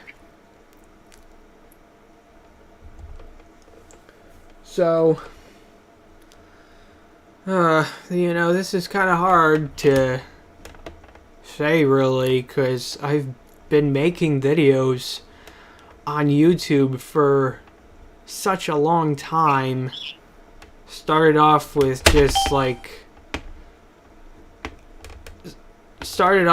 I don't know what the hell I was trying to be, and then I guess started making bad comedy skits, copying Smosh and whatnot, and other sorts of peers. And then it went on to, well, I guess trying to be more original, I guess, with comedy skits. I thought I was going to be specializing in that, but I guess later on down the road, I didn't know. I was back to where do I go? What do I do? You know, 2013 was just a desolate time for creating videos, because I didn't know what I was going to do until 2014 came along. I was making a video of my 46, just a little random thing to share with everyone, and then I guess that caught on, and now here I am with like 60 computers in my house. Wow, one video really does change everything. For better or worse. Oh, definitely for worse. But I'll continue to make use of it. I'd like to advance forth even farther with the whole thing, like creating new original software for these old computers. I have a pretty ambitious DOS game in mind, but And much later down the line, you plan to make a Glide compatible game. yeah, not just compatible with Glide, but all of the major APIs, DirectX, Right. OpenGL. Yeah. Right. Mainly, I like to create games that are very versatile with hardware. Certainly, I want to make them very well designed as well, and I'm not sure how well I'm going to be able to accomplish that. I mean, I can certainly think some things through, how to make a game very technical for those. Man, I'm saying this as I've never really even programmed a serious game. I've just been having all these ideas in my head. But, you know, it'll come around at some point. I don't know when. It could be 2 years, an entire decade. I really don't know. But I definitely want to do something like that as my little crazy dream project. So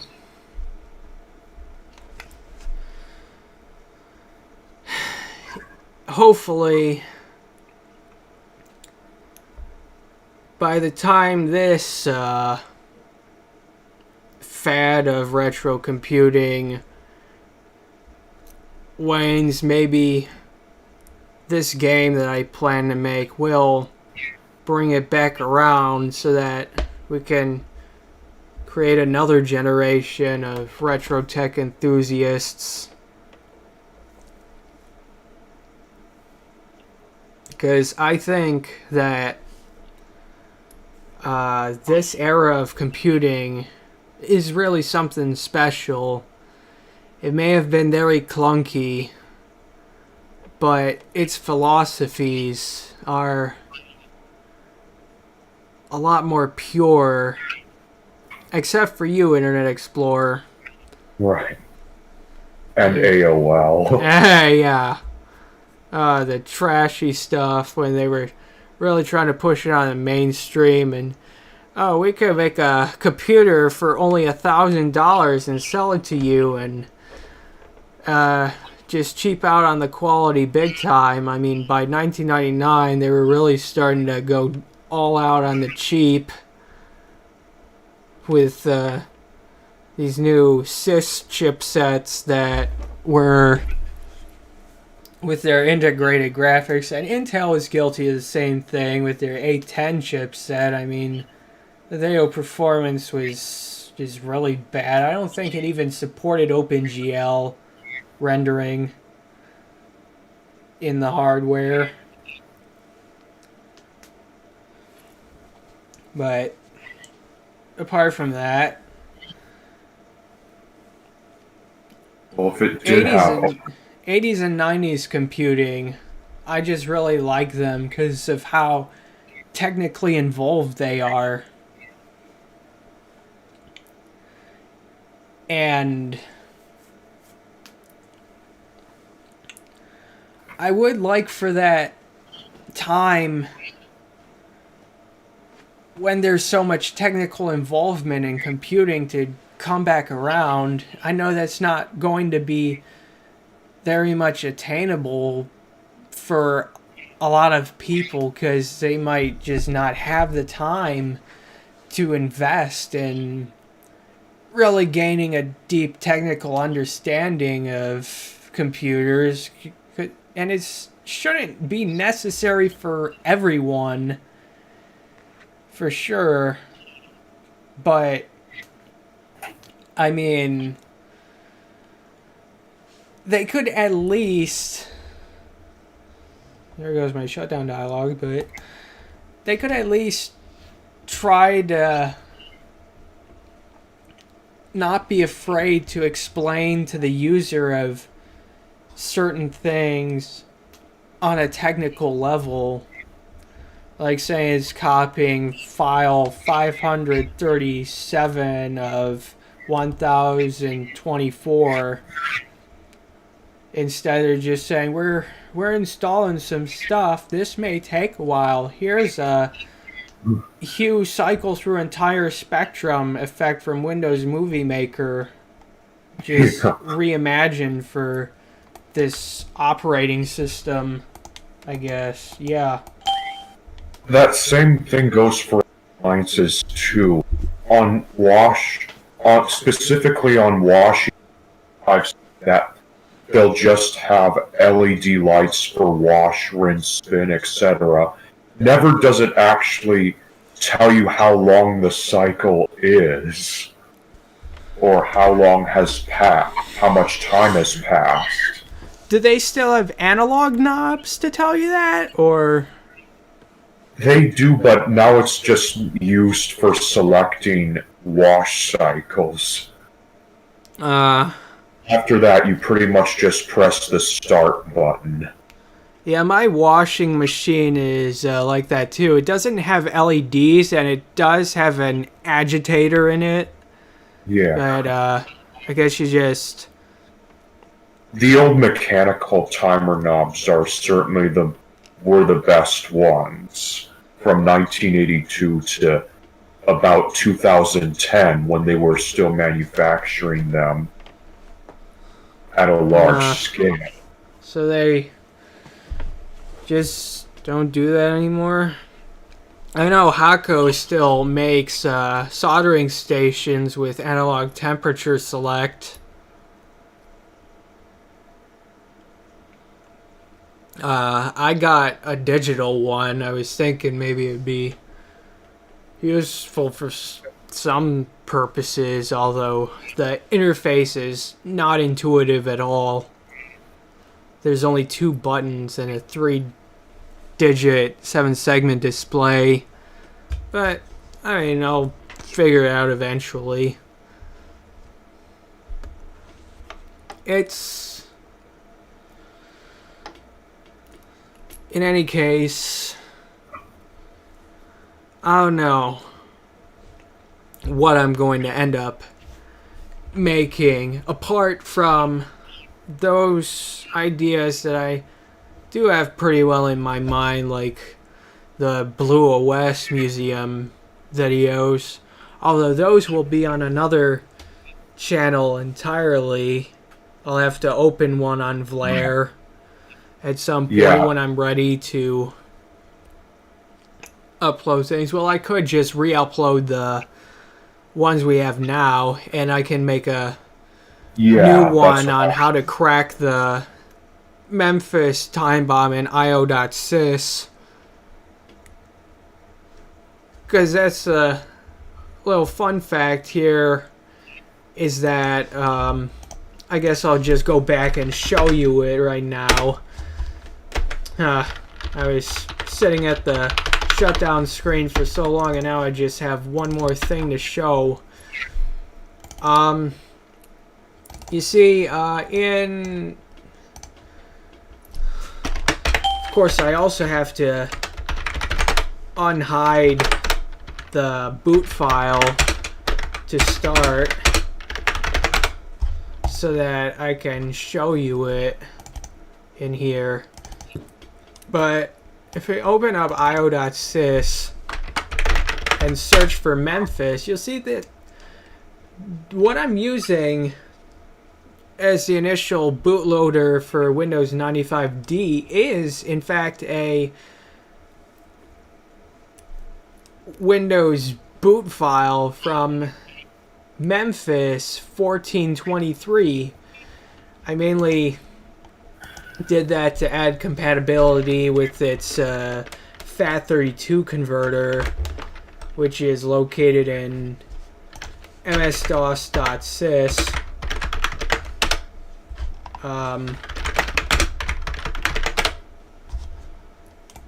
So that I could implement the WinVer attribute, because the original Windows 95 io.sys doesn't recognize it, and so it's not loaded into memory, and you can't use the FAT32 DOS program. But there's I guess I'll just look up the things right now. There's some things that I overwrote.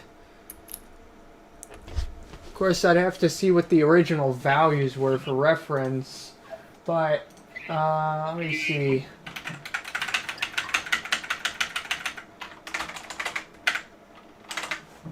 Well, you know, I'll just bring up the original files. I have them on the server. I should. X Memphis and 1423.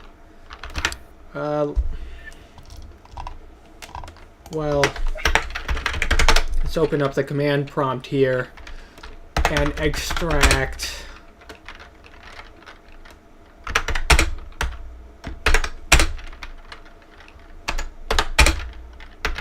recopy, was it 2? Extract winboot.sys, which is just io.sys, but when it's stored in a cab file, it has a different file name, and Windows Setup renames it to io.sys afterwards. So let's compare the two files. You'll see what I did here is I searched for this hexadecimal string 3B C8726F over here. Now, if I overwrite the last 2 bytes with 90 and 90,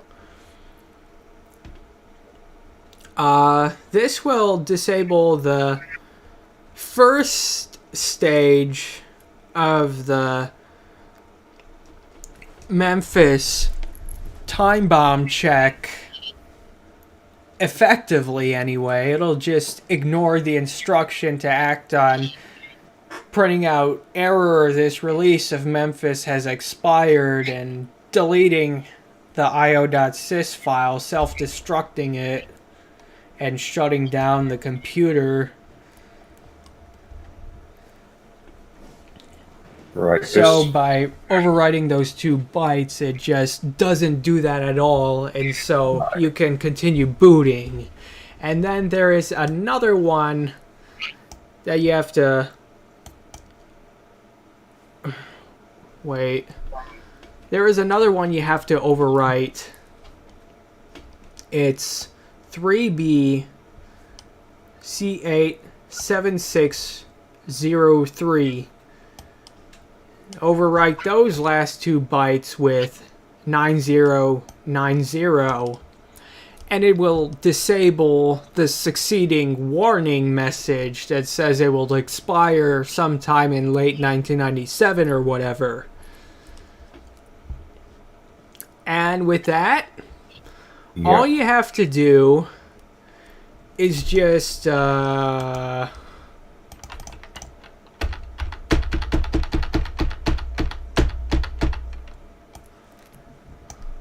next difference.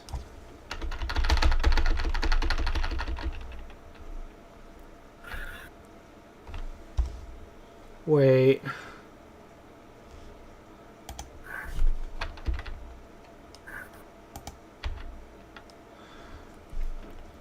All you have to do is just change the strings that are stored in io.sys from saying Memphis to saying Windows 95. And there you have it. Memphis io.sys that looks mostly like Windows 95. The logo that's embedded in the boot file is compressed, and so it's gonna be extremely difficult to replace that, but you can just add your own logo.sys to the root of the file, and you'll see I have a sort of a custom, but not really, logo.sys file that has the original splash in place where it just says Microsoft Windows 95 only, but it has the gradient loading bar on the bottom taken from OSR2, and those were just merged together through brute force hex editing, just trial and error.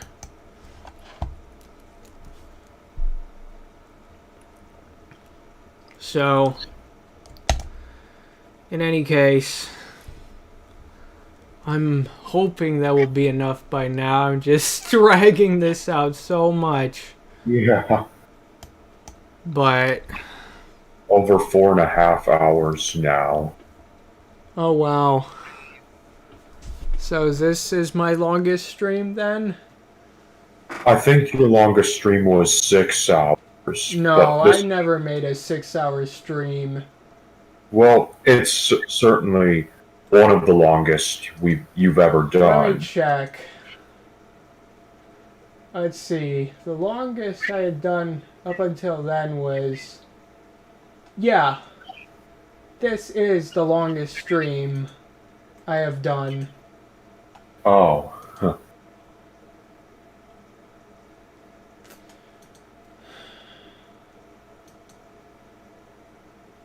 Damn. It's just gonna do that to top everything off. So, Yeah, you're right. Yeah.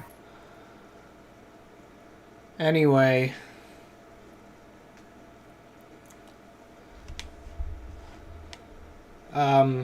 This is the point of no return now. yeah, now,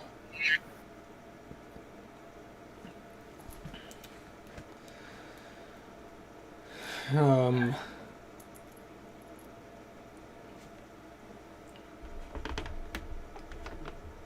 just, you gotta go to Vlair. So very important that this website, Vlair, succeeds.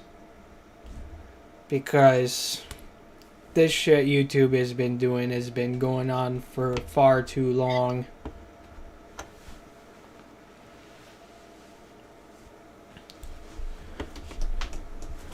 Bring your content over to Vlair and sign up for Vlair Premium if you can afford to do so.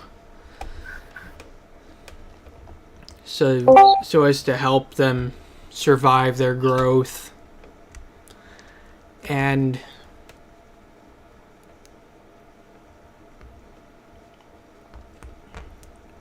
especially those who are making retro tech videos, I'd really like to see those, and it's definitely going to be easier to find them on Vlair than on YouTube. Yeah, hopefully when I get that XPS 300, I'll have spare time. Yeah, I'll ship him.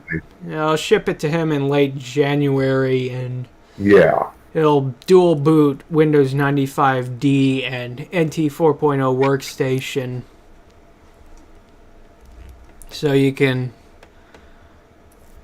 I guess, expect to see a video from him about that computer, the one that was previously seen in the Dell Pleads for Life. yeah. Definitely looking forward to that video. Yeah, so when the Voodoo 5 rig is finished, I'll surely make a video on that too. Yeah. What CPU are you going to end up using? Are you going to just go with an 800 megahertz, or do you want to? 1.4, Pentium 3 1.4 gigahertz, yes. Alright, so you're gonna, I assume you're gonna get the one with the on-chip socket adapter? The one that's being sold from South Korea. Yeah, the board's coming from Russia, assuming the listing's still present. Yeah, it should still be around. It's definitely easier to get a setup like that working than to try and find an upgrade where slot T or a power leap IP3, I think it was, power leap adapter, because those things are either just crazy expensive or impossible to find.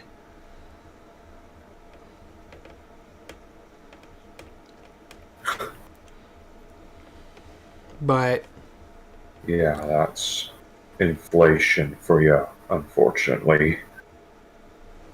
yeah, I'm not. I guess it just had to do with maybe they weren't all that.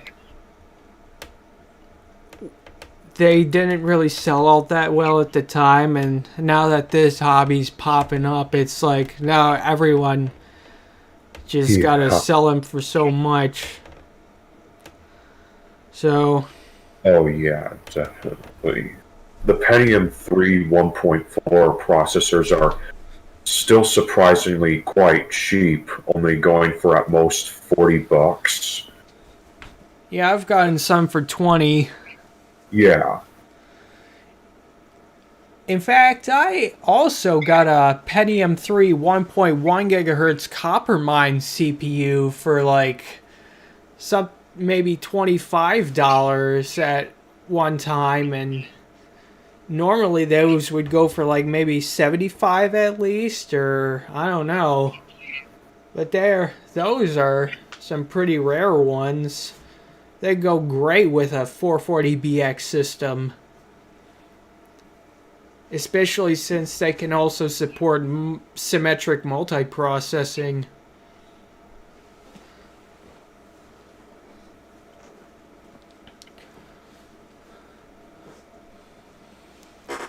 But okay. Yeah, we're kind of delaying the inevitable here. Yeah. So so much so that the screensaver's kicking in again. Yep. So it's just about time that we make this drastic change to the channel. A time where YouTube needs to be left behind more and more. It's the only way that we can help video sharing from amateur creators as a whole.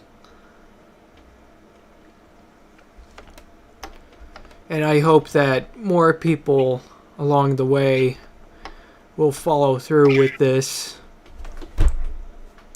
So definitely will have YouTube uploads, just to remind you on that, but they will be on Vlare first, at least a week, increasingly delayed as the videos go on. So just make sure you go to the Vlare channel that I run to see more new videos from there. Although I'm still waiting for 60 frames per second support. I'm hoping to. Yeah. That'll be nice. That'll come around soon. Yeah. So once it does, I will have more things re-uploaded there. So anyway, I'm going to be shutting down this computer now. Certainly won't be the last time that I power up this computer. It's just, I don't know, symbolic shit or something. Yeah.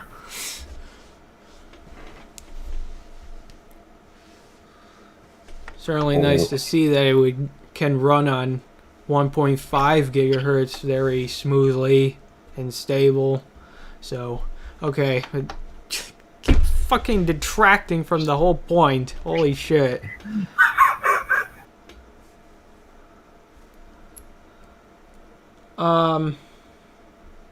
Yeah.